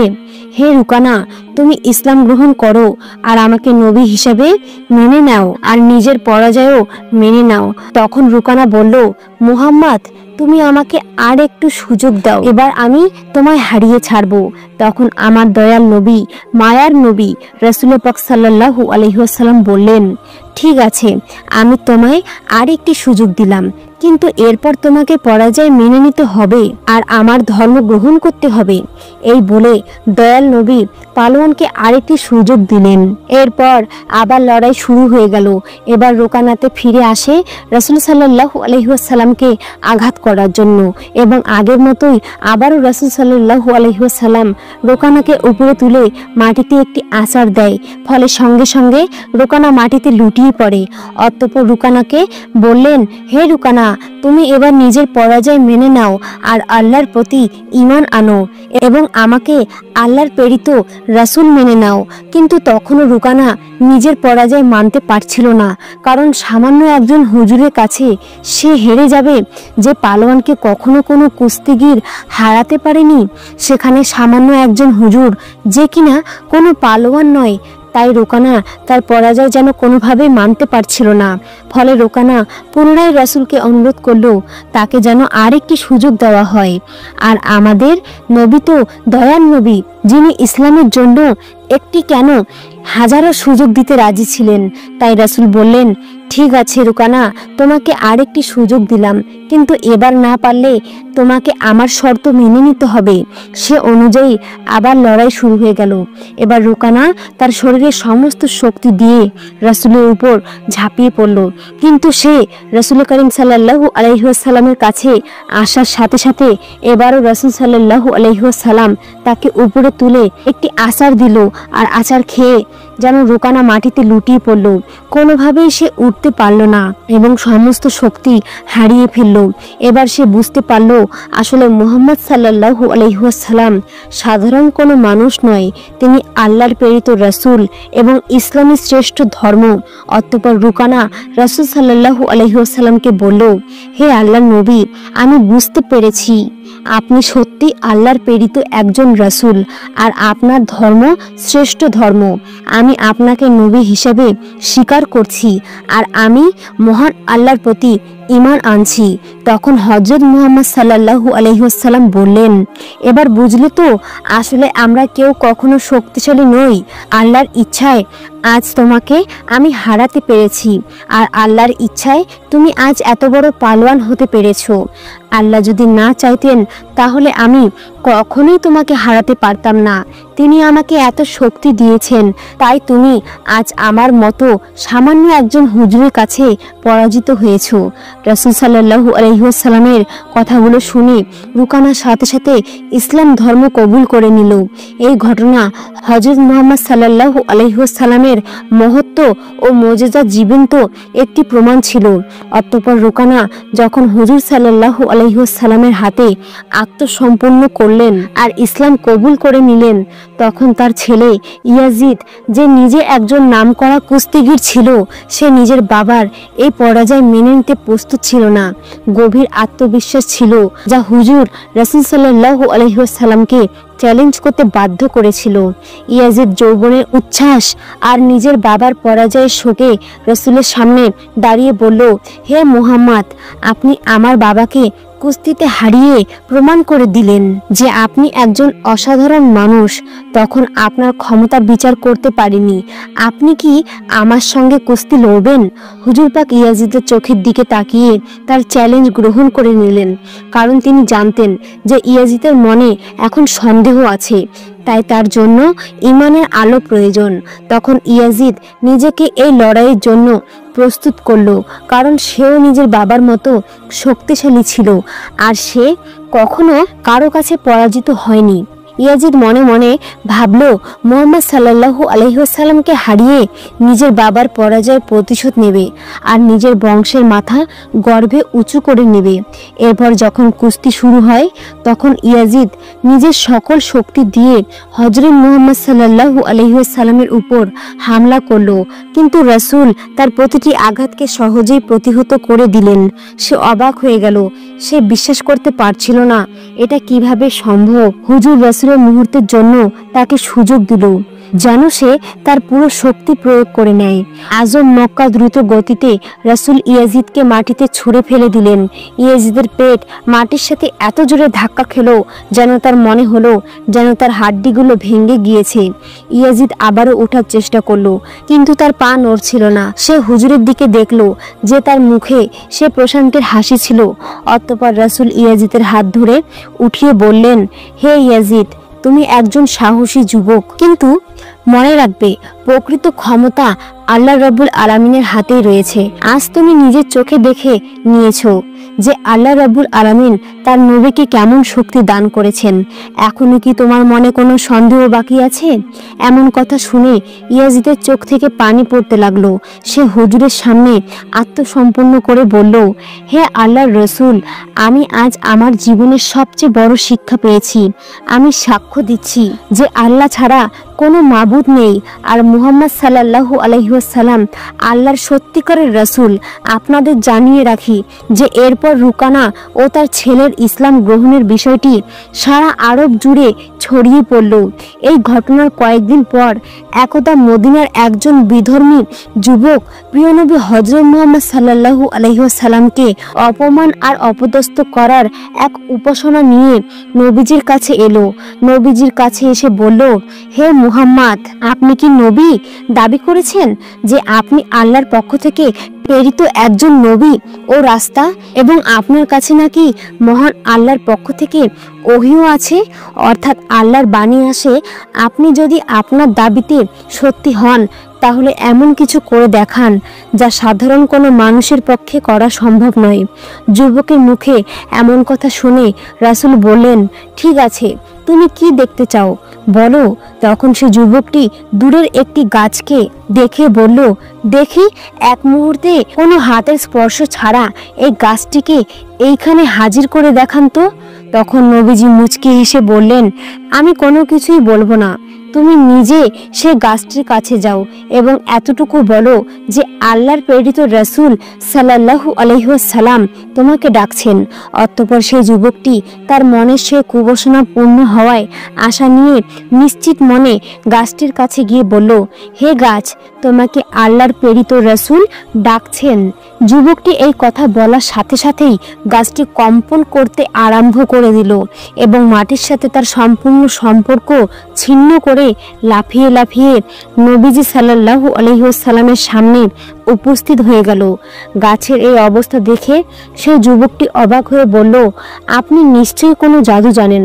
তাই সে যুবক আবার বলল, দেখি গাছটিকে আবার তার সে আগের জায়গায় প্রতিস্থাপন করে দেখান। তো তখন নবীজি রাসূল সাল্লাল্লাহু আলাইহি ওয়াসাল্লাম গাছটিকে বললেন, যাও, তুমি তোমার নিজের স্থানে ফিরে যাও। সাথে সাথে গাছটি আবার তার পূর্বের স্থানে ফিরে গেল। নবীজির এই অলৌকিক মুজিজা দেখে সাথে সাথে সেই যুবকটি উচ্চস্বরে কালেমা পড়ে মুসলমান হয়ে গেল এবং পরে সেই যুবকটি তার পরিবারকে মুসলমান করলো। মহানবী সাল্লাল্লাহু আলাইহি ওয়াসাল্লামের পুরো জীবনটাই এমন অসংখ্য উদাহরণ দিয়েই পরিপূর্ণ। আমরা জন্মসূত্রে যারা মুসলিম তারা সবাই সঠিকভাবে সবকিছু অনুসরণ করতে পারলে পৃথিবীর অনেক কিছুই পাল্টে যেত। আল্লাহ আমাদের সবাইকে রাসূল সাল্লাল্লাহু আলাইহি ওয়াসাল্লামের রেখে যাওয়া সেই শিক্ষাগুলোকে আমাদের জীবনে কাজে লাগানোর জন্য তৌফিক দান করুন, আমিন। হযরত দাউদ আলাইহিস সালাম ছিলেন একজন ন্যায়পরায়ণ বাদশাহ। পৃথিবীর 2/3 তারই রাজত্বের অন্তর্ভুক্ত ছিল। আল্লাহ তাআলা হযরত দাউদ আলাইহিস সালামকে অনেক অলৌকিক ক্ষমতা, বিপুল ধন সম্পদ এবং সমুদ্রের কণ্ঠ দান করেছিলেন। একবার হযরত দাউদ আলাইহিস সালাম সমুদ্রের তীরে বসে আল্লাহর ইবাদতে মগ্ন ছিলেন। যখন তিনি তার সমুদ্র কণ্ঠ দিয়ে জাবুর কিতাব তেলাওয়াত করত, তখন সমুদ্রে মাছ এবং বনের জীবজন্তু, পাহাড় পর্বত, এমনকি পাখিরাও সেই স্থানে এসে মনোমুগ্ধ হয়ে জাবুর কিতাব তেলাওয়াত শুনত। হযরত দাউদ আলাইহিস সালামের সমুদ্র কণ্ঠের তেলাওয়াতের আওয়াজ 40 মাইল পর্যন্ত পৌঁছাতো। সেই যুগে সমুদ্রের তীরবর্তী স্থানে একদল বনি ইসরায়েলের লোক বসবাস করত। তাদের পেশা ছিল মাছ ধরা। তারা সমুদ্র থেকে প্রতিদিন মাছ ধরে জীবিকা নির্বাহ করত। একদিন হযরত দাউদ আলাইহিস সালাম তার ইবাদতখানায় বসেছিলেন। তখন আল্লাহ রাব্বুল আলামিন এক গায়েবী আওয়াজের মাধ্যমে তাকে জানিয়ে দিলেন, হে দাউদ, তুমি তোমার উম্মতকে বলে দিও তারা যেন শনিবার দিন ব্যবসা বাণিজ্য বন্ধ করে আল্লাহর ইবাদত করে এবং মাছ ধরা থেকে বিরত থাকে, কেননা ওই দিন তোমাদের জুম্মার দিন, অর্থাৎ ইবাদতের দিন হিসেবে আমি ঘোষণা করেছি। অতঃপর দাউদ আলাইহিস সালাম আল্লাহ রাব্বুল আলামিনের কাছ থেকে এই আদেশ পেয়ে বনি ইসরায়েলদের ডেকে বলল, হে বনি ইসরায়েলবাসী, তোমরা শনিবার দিন আল্লাহর ইবাদত করবে এবং সমস্ত ব্যবসা বাণিজ্য ও মাছ শিকার থেকে বিরত থাকবে। মহান আল্লাহ রাব্বুল আলামিনকে ভয় করো এবং আল্লাহর কথা মেনে চলো, তাহলে তোমাদের কল্যাণ হবে। এই কথা বলে হযরত দাউদ আলাইহিস সালাম সেখান থেকে চলে গেল। দেশের অধিকাংশ মানুষ হযরত দাউদ আলাইহিস সালামের উপদেশ যথাযথভাবে পালন করত, শরীয়তের আইন মেনে চলত এবং দেশের আইনের প্রতি শ্রদ্ধা রাখত। কিন্তু সমুদ্রের তীরবর্তী স্থানের একদল বনি ইসরায়েলের লোক, তারা প্রথম দিকে শরীয়তের আইন মেনে চলত, কিন্তু পরবর্তীকালে বিভিন্ন চালাকি পন্থা অবলম্বন করল। শনিবার দিন আল্লাহর ইবাদত করার জন্য সবাই দলে দলে চলে গেল, কিন্তু বনি ইসরায়েলের কিছু সংখ্যক লোক ইবাদতখানায় না গিয়ে লুকিয়ে লুকিয়ে সমুদ্রের তীরে গিয়ে হাজির হলো। তারা দেখলো শনিবার দিন সমুদ্রের তীরে প্রচুর পরিমাণে মাছ এসে আপনা আপনি ডাঙ্গায় উঠে পড়েছে। এটা দেখে তাদের মনে মাছ ধরার লালসা জেগে উঠল। তারা বলতে লাগলো, সপ্তাহে আর কোনোদিনই এমন মাছ দেখা যায় না, তাই শনিবার দিন আমাদের মাছ ধরা উচিত, তাহলে সপ্তাহের আর কোনোদিন মাছ ধরার দরকার হবে না। তখন অপর একজন বলল, কিন্তু কিভাবে? তারপর ওই ব্যক্তিটি বলল, সমুদ্রের এই তীরে আমরা বড় বড় কিছু কূপ তৈরি করব এবং সেগুলোতে জাল পেতে রাখবো, পরের দিন এসে ওই মাছগুলো ধরে নিয়ে যাব। এই কথা বলার পর তারা বাড়ির দিকে রওনা করলো। অতঃপর এই কল্পনা অনুসারে তারা কাজ শুরু করলো। আল্লাহর আইন অমান্য করে তারা এভাবে মাছ ধরতে লাগলো। তারা দেখলো আল্লাহর পক্ষ থেকে কোনো বিপদ আসেনি, তাই তাদের আরো সাহস বেড়ে গেল। এরপর অনেকদিন এভাবে মাছ ধরে তারা প্রচুর ধন সম্পদের মালিক হয়ে গেল। অপরদিকে এই বংশের অনেক লোক ছিল তারা শরীয়তের আইন মেনে চলতো, মহান আল্লাহ রব্বুল আলামিনকে ভয় করে চলতো। তাই তারা সকলেই একদিন ওই লোকগুলির নিকটে হাজির হলো এবং বলল, প্রিয় ভাইয়েরা, আপনারা শনিবারে মাছ ধরা বন্ধ করুন, কেননা আল্লাহ তাআলা এই দিনটিকে ইবাদতের জন্য নির্বাচন করেছেন। এই হুকুম অমান্য করলে আপনাদের বিপদ নেমে আসতে পারে। তখন ওই দলের একজন নেতা তাদেরকে ঠাট্টা বিদ্রূপ করে বলল, শরীয়তের সঙ্গে মাছ ধরার কি সম্পর্ক? এই ধরনের আদেশ কোনো নবীর জামানায় দেখা যায়নি। এই কথায় কোনো যুক্তি নেই, অতএব এই হুকুম আমরা মানতে পারবো না। শনিবার দিন আমরা প্রকাশ্যে মাছ ধরব। তবে দাউদ আলাইহিস সালাম যদি এর কোনো কল্যাণকর দিক দেখাতে পারে তবে এটা মেনে নেব। অতএব তোমরা যাও, এই বিষয়ে জিজ্ঞেস করে এসো। অতঃপর কয়েকজন লোক হযরত দাউদ আলাইহিস সালামের নিকটে গিয়ে হাজির হলো এবং দাউদ আলাইহিস সালামের সাথে তর্ক বিতর্ক করে বসলো। তখন দাউদ আলাইহিস সালাম বলল, আল্লাহ তাআলা তোমাদের লোভ লালসা থেকে দূরে থাকার জন্য মাছ ধরা নিষেধ করেছেন। অতএব শনিবার দিন মাছ ধরা থেকে দূরে থাকা তোমাদের জন্য কল্যাণকর বলে আমি মনে করি। অতঃপর বনি ইসরায়েল লোকেরা হযরত দাউদ আলাইহিস সালামের কথা শোনার পর তাদের নেতার কাছে এসে ওই সমস্ত কথা খুলে বলল। তখন তাদের নেতা বলল, দাউদ নবীর এই কথা মেনে চলা আমাদের পক্ষে সম্ভব না। অতএব আগামী দিন শনিবার তোমরা মাছ ধরার কাজ চালিয়ে যাবে। তোমরা ভয় পেও না, কিছু হবে না। এর আগেও মাছ শিকার করে আমরা অনেক ধন সম্পদের মালিক হয়েছি। অতএব আমার কথা শুনে চললে তোমাদের সবারই ভবিষ্যতে লাভ হবে। এই কথা শোনা মাত্রই সেখানে থাকা সমস্ত বনি ইসরায়েল আনন্দে আত্মহারা হয়ে পড়ল। অতঃপর পরের দিন শনিবারে মৎস্যজীবীদের মধ্যে থেকে মাত্র কয়েকজন আল্লাহর ইবাদত করার জন্য দাউদ আলাইহিস সালামের নিকটে হাজির হলো এবং বেশিরভাগ মসজিদে দাউদ আলাইহিস সালামের কথা অমান্য করে ভোরবেলায় সমুদ্রে মাছ ধরতে চলে গেল। সারাদিন আনন্দ করে মাছ ধরলো এবং সেগুলো বিক্রি করে অনেক টাকা উপার্জন করলো। রাতের বেলা তারা সবাই নিজের বাড়ি চলে আসলো। পরের দিন ভোরবেলা যখন কয়েকজন লোক ইবাদত করার জন্য যাচ্ছিল তখন তারা দেখলো সমস্ত এলাকা একেবারে নিশ্চুপ। এটা দেখে একজন অপরজনকে জিজ্ঞাসা করলো, আচ্ছা বলুন তো ভাই, আজকে এত নীরব কেন? কি হয়েছে? আজকে কি তারা মাছ ধরতে যাবে না? তখন অপর ব্যক্তিটি বলল, আমিও তো কিছু বুঝতে পারছি না। অন্যান্য দিন সকল জেলেরা হইচই করে মাছ ধরতে যায়, কিন্তু এত নিস্তব্ধতা কখনোই দেখা যায়নি। চলুন আমরা সেখানে গিয়ে দেখি। এই বলে তারা সবাই পাশের বাড়ির ভিতরে চলে গেল। সেখানে গিয়ে তারা যা দেখলো তাদের যেন শ্বাস বন্ধ হয়ে গেল। তারা দেখলো একদল বড় বড় বাদর মাটিতে পড়ে গড়াচ্ছে। ওই লোকগুলোকে দেখা মাত্র বাদরগুলো তাদের পায়ের কাছে এসে হাউমাউ করে কাঁদতে শুরু করলো। কয়েকজন মেয়ে লোক এসে বলল, গতকালকে বারণ করা সত্ত্বেও তারা লোভ লালসায় পড়ে মাছ ধরতে গিয়েছিল। আল্লাহ রব্বুল আলামিন শনিবার দিন মাছ ধরা থেকে বিরত থাকতে বলেছিলেন, কিন্তু তারা শোনেননি। আল্লাহ এবং তার নবীর কথা অমান্য করার ফলে তারা সকলেই বানরে রূপান্তরিত হয়েছে। এখন আপনারা যদি দাউদ আলাইহিস সালামের নিকটে এদের হয়ে ক্ষমা প্রার্থনা করেন তাহলে হয়তো তারা জীবন ফিরে পাবে। তখন ওই লোকগুলি বলল, সময় থাকতে তারা এই বিষয়গুলো খেয়াল করেনি, আমাদের তো কিছুই করার নেই, তবুও আমরা এই কথা হযরত দাউদ আলাইহিস সালামের নিকটে গিয়ে বলবো। এই বলে তারা সেখান থেকে চলে আসলো। অতঃপর একদল লোক তাদের পক্ষ থেকে হযরত দাউদ আলাইহিস সালামের কাছে হাজির হলো এবং ঘটনার বর্ণনা করে বলল, তাদেরকে ক্ষমা করে দিন এবং মানুষের রূপে ফিরিয়ে দিন। তখন দাউদ আলাইহিস সালাম বলল, ক্ষমা করার মালিক আল্লাহ তাআলা, যদি তিনি ক্ষমা করেন তাহলে করতে পারেন। অনেক তাফসীর কারকদের বর্ণনা অনুযায়ী ওই বাদুরগুলো মাত্র 3 দিন বেঁচে ছিল, তারপরে ওই জাতি ধ্বংস হয়ে যায়। আর যারা আল্লাহকে ভয় করেছিল এবং হযরত দাউদ আলাইহিস সালামের কথা মেনে চলতো তাদের কিছুই হয়নি। অতঃপর তারা সুখে শান্তিতে বসবাস করতে লাগলো। একদিন বনি ইসরায়েলের কয়েকজন লোক হযরত দাউদ আলাইহিস সালামের নিকটে হাজির হয়ে বলল, হে নবী, আমাদেরকে কিয়ামতের কিছু আলামত দেখান যাতে আমাদের ঈমান আরো মজবুত হয়। তখন হযরত দাউদ আলাইহিস সালাম বলল, 4 দিন পর তোমরা মক্তবের সামনে ময়দানে এসো, তাহলে কিয়ামতের কিছু আলামত দেখতে পাবে। এই কথা বলে তাদেরকে বিদায় দিলেন। সেই যুগে বনি ইসরায়েলের মধ্যে একজন ধনী ব্যক্তি ছিল, তার সম্পদের অভাব ছিল না। তার একটি শখের গরু ছিল। গরুটির চেহারা খুব সুন্দর ছিল। সবসময় গরুটিকে সোনার রূপা দিয়ে সাজিয়ে রাখত। যে কেউ দেখলে গরুটির দিকে চোখ ফেরাতে পারত না এবং গরুটিকে মাঠে মুক্তভাবে ছেড়ে দিত। সারাদিন মাঠে চড়ত এবং রাতের বেলা গরুটি এসে ওই ধনী ব্যক্তির বাড়িতে শুয়ে পড়ত। হঠাৎ একদিন ওই গরুটি নিখোঁজ হলো। ওই ধনী ব্যক্তিটি তার গরুটিকে খোঁজার জন্য বিভিন্ন জায়গায় তার লোকদের পাঠিয়ে দিল। বিভিন্ন জায়গায় অনেক খোঁজাখুঁজি করেও গরুটিকে যখন খুঁজে পেল না, তখন লোকগুলি ফিরে এলো।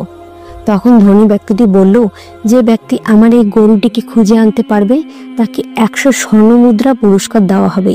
এই ঘোষণা করার পর দেশের বিভিন্ন জায়গায় অনেক লোক গরুটিকে খোঁজার জন্য ব্যস্ত হয়ে পড়ল।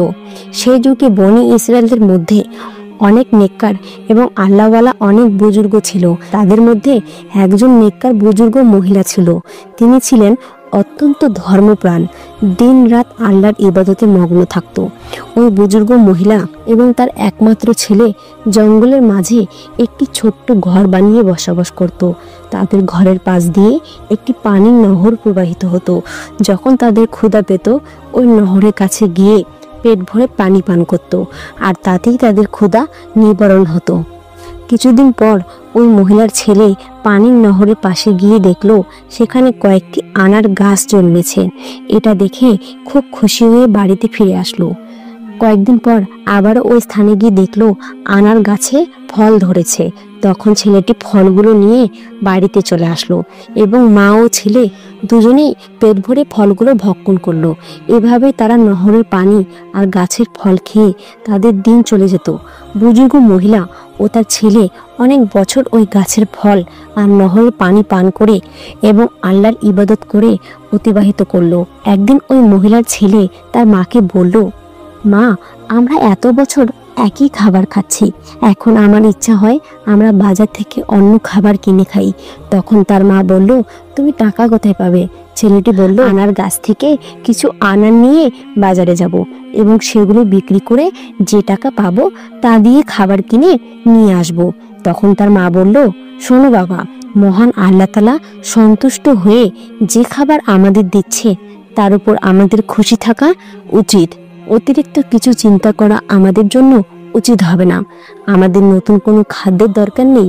মায়ের এমন কথা শুনে ছেলেটি সন্তুষ্ট হলো না, বারে বারে একই কথা বলতেছে। তখন তার মা বিরক্ত হয়ে বলল, তোমার যা ইচ্ছা তাই করো। অতঃপর পরের দিন ওই মহিলা ছেলে আনার গাছ থেকে কিছু ফল নিয়ে বাজারে গেল। ফলগুলো বিক্রি করে যে টাকা পেল সেটা দিয়ে অনেক খাবার কিনে বাড়িতে ফিরে আসলো। তার মা খাবারগুলো দেখে কোনো খাবারই ভক্ষণ করলো না। ছেলেটি বলল, শোনো মা, তুমি যদি কোনো কিছু না খাও তাহলে আমিও খাবো না। তখন বাধ্য হয়ে তার মা কিছু খাবার ভক্ষণ করলো। অতঃপর এভাবেই সেদিন অতিবাহিত হলো। পরের দিন সকালবেলা ওই বুজুর্গ মহিলা ছেলে আনার গাছের সামনে গিয়ে দেখলো আনার গাছে কোনো ফল ধরেনি। এটা দেখে ছেলেটি হতাশ হয়ে বাড়িতে ফিরে আসলো এবং তার মাকে বলল, মা, হঠাৎ করে আজকে থেকে দেখছি আনার গাছে কোনো ফল ধরেনি। ছেলের এমন কথা শুনে তার মা আর কিছুই বলল না। অতঃপর এভাবেই 3 দিন অতিবাহিত হয়ে গেল, কিন্তু গাছে কোনো ফল এলো না। অবশেষে তারা খুবই ক্ষুধার্ত হয়ে পড়ল। অতঃপর মা ও ছেলে দুশ্চিন্তায় এদিক ওদিক ঘোরাঘুরি করতে লাগলো। এমন একটি সময় তারা দেখলো একটি সুন্দর স্বাস্থ্যবান গরু তাদের বাড়ির সামনে দাঁড়িয়ে আছে। এটা দেখে মা ও ছেলে তাড়াতাড়ি তাদের বাড়ির সামনে আসলো। আল্লাহর হুকুমে তখন গরুটি কথা বলতে শুরু করলো। গরুটি বলতে লাগলো, আপনারা আমাকে জবাই করে আমার ভক্ষণ করুন। আল্লাহ তাআলা আমার গোশত আপনাদের জন্য হালাল করেছেন, অতএব হালাল গোশত খেতে আপনাদের আপত্তি থাকা উচিত নয়।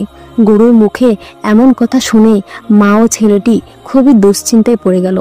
তখন ওই বুজুর্গ মহিলা বলল, জানি না এই গরুটি কার, কোথা থেকে আসলো, আর এই গরুর গোশত খেয়ে আমরা কোনো বিপদে না পড়ি। তখন ছেলেটি বলল, গরু নিজেই বলছে সে আমাদের জন্য হালাল, অতএব কোনো অপরাধ হলে তা হবে গরুর, আমাদের হবে না। মা, এই গরুটি জবাই করে আমরা গোশত খেয়ে ক্ষুধা নিবারণ করি। এসবই আল্লাহর ইচ্ছা। আল্লাহ তাআলা এই ফল বন্ধ করে হয়তো আমাদের জন্য এই গরুটি পাঠিয়ে দিয়েছে। বুজুর্গ মহিলাটি ছেলের কথায় শেষ পর্যন্ত রাজি হয়ে গেল। অতঃপর গরুটি জবাই করার জন্য যখন গরুটি কাছে এলো, গরুটি তার ঘাড় মাটির সাথে মিশিয়ে দিল। তখন ছেলেটি একাই গরুটিকে জবাই করলো। অতঃপর সমস্ত কাজ সম্পূর্ণ করলো। অবশেষে গরুর গোশতগুলো কাবাব করে তারা ভক্ষণ করলো এবং কিছুটা পরের দিনের জন্য রেখে দিল। এদিকে বনি ইসরায়েলের সেই ধনী ব্যক্তিটি একজন মহিলাকে তার গরু খোঁজার জন্য বাড়ি বাড়ি গিয়ে তল্লাশি করার জন্য নির্দেশ দিল। অতঃপর সেই মহিলাটি গরু খুঁজতে খুঁজতে জঙ্গলের মাঝে নির্জন এলাকায় ওই বুজুর্গ মহিলার বাড়ির সামনে এসে দেখলো একটি গরুর চামড়া এবং জরাজীর্ণ হাড্ডি সেখানে পড়ে রয়েছে। এটা দেখে সে অনেকটাই আশাবাদী হলো। অতঃপর মহিলাটি দেরি না করে তাদের বাড়ির ভেতরে গিয়ে দেখলো বুজুর্গ এবং তার ছেলে গরুর মাংসের কাবাব খাচ্ছে। এটা দেখে ওই মহিলাটি বলল, আমি খুবই ক্ষুধার্ত, আপনারা আমাকে কিছু কাবাব খেতে দিন। এটা শুনে বুজুর্গ মহিলা ওই মহিলাকে কিছু খাবার খেতে দিল। তখন ওই মহিলাটি বলল, বাহ, খুবই সুস্বাদু এই কাবাব খেতে, আমি কিছু বাড়ি নিয়ে যাব, বাড়ি গিয়ে মজা করে খাবো। এই বলে তিনি সেখান থেকে চলে আসলো।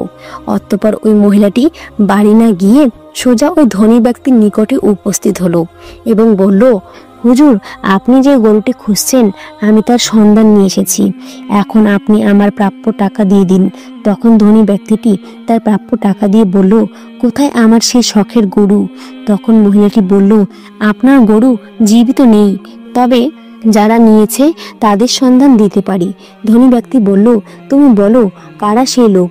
তখন মহিলাটি বলল, এই জঙ্গলের নির্জন এলাকায় একজন বৃদ্ধা এবং তার ছেলে একটি ছোট্ট ঘর বানিয়ে থাকে এবং সেখানে ইবাদতের নামে মিথ্যা মিথ্যা ভান করে চুরি ডাকাতি করে। আপনার গরুটিকে তারা জবেহ করে কাবাব করে খেয়ে ফেলেছে। গরুর চামড়া এবং হাড় এখনো বাইরে পড়ে আছে, এই দেখুন তার প্রমাণ। আপনি এখনই আপনার লোক পাঠিয়ে তাদেরকে বন্দি করুন। অতঃপর ধনী ব্যক্তিটি দেরি না করে হযরত দাউদ আলাইহিস সালামের নিকটে হাজির হলো এবং সম্পূর্ণ ঘটনা খুলে বলল। তখন হযরত দাউদ আলাইহিস সালাম তার লোকদের হুকুম করলো, তোমরা যাও, ওই বৃদ্ধা এবং তার ছেলেকে এখনই ধরে নিয়ে আসো। কিছুক্ষণ পর হযরত দাউদ আলাইহিস সালাম যখন ইবাদতখানায় ছিলেন, তখন হঠাৎ হযরত জিবরাইল আলাইহিস সালাম আগমন করলেন এবং বললেন, হে আল্লাহর খলিফা হযরত দাউদ আলাইহিস সালাম, আপনার নিকটে বনি ইসরায়েলের ধনী ব্যক্তি যে অভিযোগ করেছে সেটা বিশাল এক রহস্য। এই ধনী ব্যক্তি একসময় ওই বৃদ্ধার স্বামীর চাকর ছিল। বৃদ্ধার স্বামী একসময় বিশাল বড় ব্যবসায়ী ছিল। একদিন ওই বৃদ্ধার স্বামী এই ধনী ব্যক্তিকে নিয়ে ব্যবসার উদ্দেশ্যে সিরিয়া সফর করেন। অনেক পথ অতিক্রম করার পর তারা ক্লান্ত হয়ে পড়েছিল, তাই একটি নির্জন জায়গায় বিশ্রাম করছিল।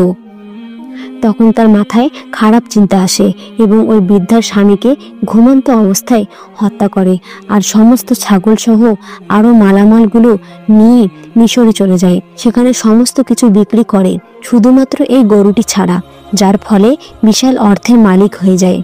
দেশে ফিরে খুব অল্প সময়ে মিথ্যা প্রচার করে সমাজের একটি ধনী ব্যক্তিতে পরিণত হয়। এখন যে গরুটি বৃদ্ধা এবং তার ছেলে জবাই করে খেয়ে ফেলেছে সেটি ওই বৃদ্ধার স্বামীর গরু ছিল। আর এখন ওই ধনী ব্যক্তির যে বিপুল ধন সম্পদ আছে সেগুলো ওই বৃদ্ধার স্বামীর অর্জন করা হালাল সম্পদ। অতএব এই ঘটনাকে সম্মুখে রেখে আপনি ন্যায় বিচার করবেন। এই কথা বলে হযরত জিবরাইল আলাইহিস সালাম সেখান থেকে বিদায় নিলেন। কিছুক্ষণ পর হযরত দাউদ আলাইহিস সালামের লোকজন ওই বৃদ্ধা এবং তার ছেলেকে তার দরবারে নিয়ে হাজির হলো। তখন হযরত দাউদ আলাইহিস সালাম বললেন, সবাইকে বলে দাও এই ঘটনার উপযুক্ত বিচার আগামী দিন ময়দানে করব এবং সবাইকে কিয়ামতের আলামত দেখাবো। এই কথা শুনে সবাই বিদায় নিল। পরের দিন সবাই একে একে ময়দানে জমায়েত হতে শুরু করলো। নির্ধারিত সময় মতো হযরত দাউদ আলাইহিস সালাম প্রথমে তার সমুদ্রের কণ্ঠে জাবুর কিতাব তেলাওয়াত করলেন। সমস্ত মানুষ তার সমুদ্রের কণ্ঠে জাবুর কিতাব তেলাওয়াত মনোমুগ্ধ হয়ে শুনল। অবশেষে হযরত দাউদ আলাইহিস সালাম ওই ধনী ব্যক্তি এবং বৃদ্ধা ও তার ছেলেকে সবার সম্মুখে হাজির করলো। হযরত দাউদ আলাইহিস সালাম ধনী ব্যক্তিকে বললেন, বৃদ্ধা এই মা ক্ষুধার তরণায় আপনার গরু জবাই করে খেয়ে ফেলেছে। এদের অভাব দূরীকরণে আমার তৎপরতা থাকা উচিত ছিল, কিন্তু সঠিক সময়ে আমি এই কাজ করতে ব্যর্থ হয়েছি, যার ফলে এরা আপনার গরুটিকে জবাই করতে বাধ্য হয়েছে। অতএব আপনি এদেরকে ক্ষমা করে দিন। তখন ধনী ব্যক্তি বলল, না, আমি ক্ষমা করব না। কাউকে না জানিয়ে আমার শখের গরু চুরি করে খেয়ে ফেলেছে, আপনি এর ন্যায় বিচার করুন। তখন দাউদ আলাইহিস সালাম বললেন, আচ্ছা ঠিক আছে, তাহলে গরুর ক্ষতিপূরণ সহ প্রাপ্য দাম আমি আপনাকে দিয়ে দিচ্ছি। এখন আপনি তাদেরকে ক্ষমা করে দিন। ধনী ব্যক্তিটি বলল, আমি ক্ষমা করতে আসিনি, সঠিক বিচারের জন্য আপনার কাছে এসেছি। ঠিক এমন সময় হযরত জিবরাইল আলাইহিস সালাম এক গায়েবী আওয়াজ দিয়ে বললেন, হে দাউদ আলাইহিস সালাম, ওই ধনী ব্যক্তি বাহুবার ন্যায় বিচারের কথা বলছে, অতএব আপনি ন্যায় বিচার করে দিন। অতঃপর হযরত দাউদ আলাইহিস সালাম তাদেরকে জিজ্ঞাসা করলেন, আপনাদের এই বিষয়ে কিছু বলার আছে? তখন বৃদ্ধা বলল, হুজুর, আমার স্বামী একজন নেককার ব্যবসায়ী ছিলেন। তিনি চিরদিন ব্যবসার অর্ধেক লাভের টাকা গরিব দুঃখীদের দান করতেন, কিন্তু একদিন ব্যবসার উদ্দেশ্যে সিরিয়া যাত্রা করেন, তারপর থেকে আর কখনোই ফিরে আসেনি। আমি তখন আমার একমাত্র ছোট্ট ছেলেকে নিয়ে খুবই চিন্তিত হয়ে পড়ি। আমার সমস্ত ধন সম্পদ দুষ্ট লোকেরা নিয়ে নিয়েছে, ফলে আমাকে অনেকদিন ক্ষুধায় দিন কাটাতে হয়েছে। আমি এই কষ্ট সহ্য করতে না পেরে এক জঙ্গলের মাঝে নির্জন জায়গায় গিয়ে আল্লাহর ইবাদতে মগ্ন হয়ে পড়ি। সেখানে নহরের পানি এবং গাছের ফল খেয়ে অনেক বছর কাটিয়ে দিয়েছি। এভাবে মহান আল্লাহ আমাদের রিজিকের ব্যবস্থা করে দিয়েছিলেন। একদিন আমার ছেলে ওই গাছের ফল খেতে রাজি হলো না, বাজারে গিয়ে কিছু নতুন খাবার কিনে আনলো। তারপরের দিন থেকে ওই গাছে আর ফল ধরছে না। অবশেষে আমি এবং আমার ছেলে ক্ষুধায় কাতর হয়ে পড়েছিলাম। ঠিক তখনই কোথা থেকে যেন একটি গরু আমাদের বাড়ির সামনে এসে আল্লাহর হুকুমে মানুষের মতো কথা বলতে লাগলো। সে বলল, আমি তোমাদের জন্য হালাল, অতএব তোমরা ক্ষুধে কষ্ট পাচ্ছ কেন? আমাকে জবাই করে আমার মাংস খেয়ে ক্ষুধা নিবারণ করো। এই কথা শুনে আমরা গরুটি জবাই করে তার মাংস কাবাব করে খেয়ে ফেলেছি।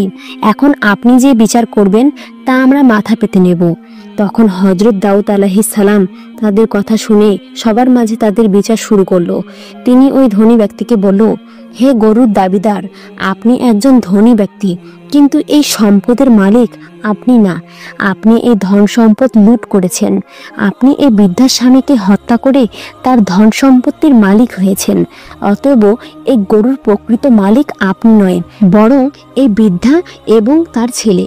এমন কথা শুনে ধনী ব্যক্তিটি বলল, হে আল্লাহর নবী হযরত দাউদ আলাইহিস সালাম, আমি এখানে ন্যায় বিচার পেতে এসেছি, কোনো মিথ্যা গল্প কাহিনী শুনতে আসিনি। সুতরাং এই বৃদ্ধা যা বলছে তা সম্পূর্ণ মিথ্যা। তখন দাউদ আলাইহিস সালাম বললেন, আপনি আসলে মিথ্যুক। আপনার এই ঘটনা আমি জানতাম না, আমাকে হযরত জিবরাইল আলাইহিস সালাম জানিয়েছেন। অতঃপর দাউদ আলাইহিস সালাম বললেন, এখানে যে অপরাধী তার হাত পা এবং সমস্ত অঙ্গ প্রত্যঙ্গ সঠিক সাক্ষী দাও। এই কথা বলার সাথে সাথে ওই ধনী ব্যক্তির জবান বন্ধ হয়ে গেল। সঙ্গে সঙ্গে ধনী ব্যক্তির হাত সাক্ষ্য দিতে লাগলো, হুজুর, আপনার কথাই সত্যি, আমি ছুরি দিয়ে আমার মালিকের গলা কেটে হত্যা করেছি। অতঃপর সমস্ত ধন সম্পদ বিক্রি করে তা থেকে প্রচুর টাকার মালিক হয়েছি। এভাবে সমস্ত অঙ্গ প্রত্যঙ্গ একে একে সাক্ষী দিতে লাগলো। তখন হযরত দাউদ আলাইহিস সালাম বললেন, এই ধনী ব্যক্তির ধন সম্পদ এবং সবকিছুই এই বৃদ্ধা এবং তার ছেলেকে দিয়ে দাও এবং ওই ধনী ব্যক্তিকে কতল করে ফেলো। সাথে সাথে এই ঘোষণা কার্যকর করা হলো। অতঃপর বৃদ্ধা এবং তার ছেলে ময়দানে সিজদায় অবনত হয়ে পড়ল। তখন সমগ্র বনি ইসরায়েলের মানুষ এটা দেখে হতবাক হয়ে গেল। এরপর দাউদ আলাইহিস সালাম বললেন, আজকের দিনের এই ঘটনা তোমাদের জন্য কিয়ামতের নিদর্শন। পৃথিবীতে যে যাই করুক না কেন, কিয়ামতের দিনে তোমাদের প্রত্যেকের অঙ্গ প্রত্যঙ্গ হবে আসল সাক্ষী। অতএব কিয়ামতের কঠিনতম দিনে উদ্ধারের জন্য শরীয়ত পালনে অঙ্গীকারবদ্ধ হও এবং এটাই হবে তোমাদের জন্য উত্তম। এই ঘটনা থেকে আমরা এই শিক্ষা নিতে পারি, মহান আল্লাহ রাব্বুল আলামিন পবিত্র কোরআনে যেসব কাজগুলো বর্জন করতে বলেছেন সেগুলো বর্জন করব এবং সঠিকভাবে চলব। আল্লাহ তাআলা যেন আমাদেরকে প্রিয় নবীর দেখানো পথে এবং পবিত্র কোরআনের নির্দেশে অনুসরণে চলার তৌফিক দান করে, আমিন। তো বন্ধুরা, এই ছিল আমার ভিডিওটি কেমন লেগেছে অবশ্যই আমাকে কমেন্ট করে জানাবেন। আরও নতুন নতুন ইসলামিক ভিডিও পেতে চ্যানেলটিকে সাবস্ক্রাইব করে পাশে থাকুন। দেখা হবে আরও নতুন ভিডিওতে। সেই পর্যন্ত ভালো থাকুন, সুস্থ থাকুন। আল্লাহ হাফেজ।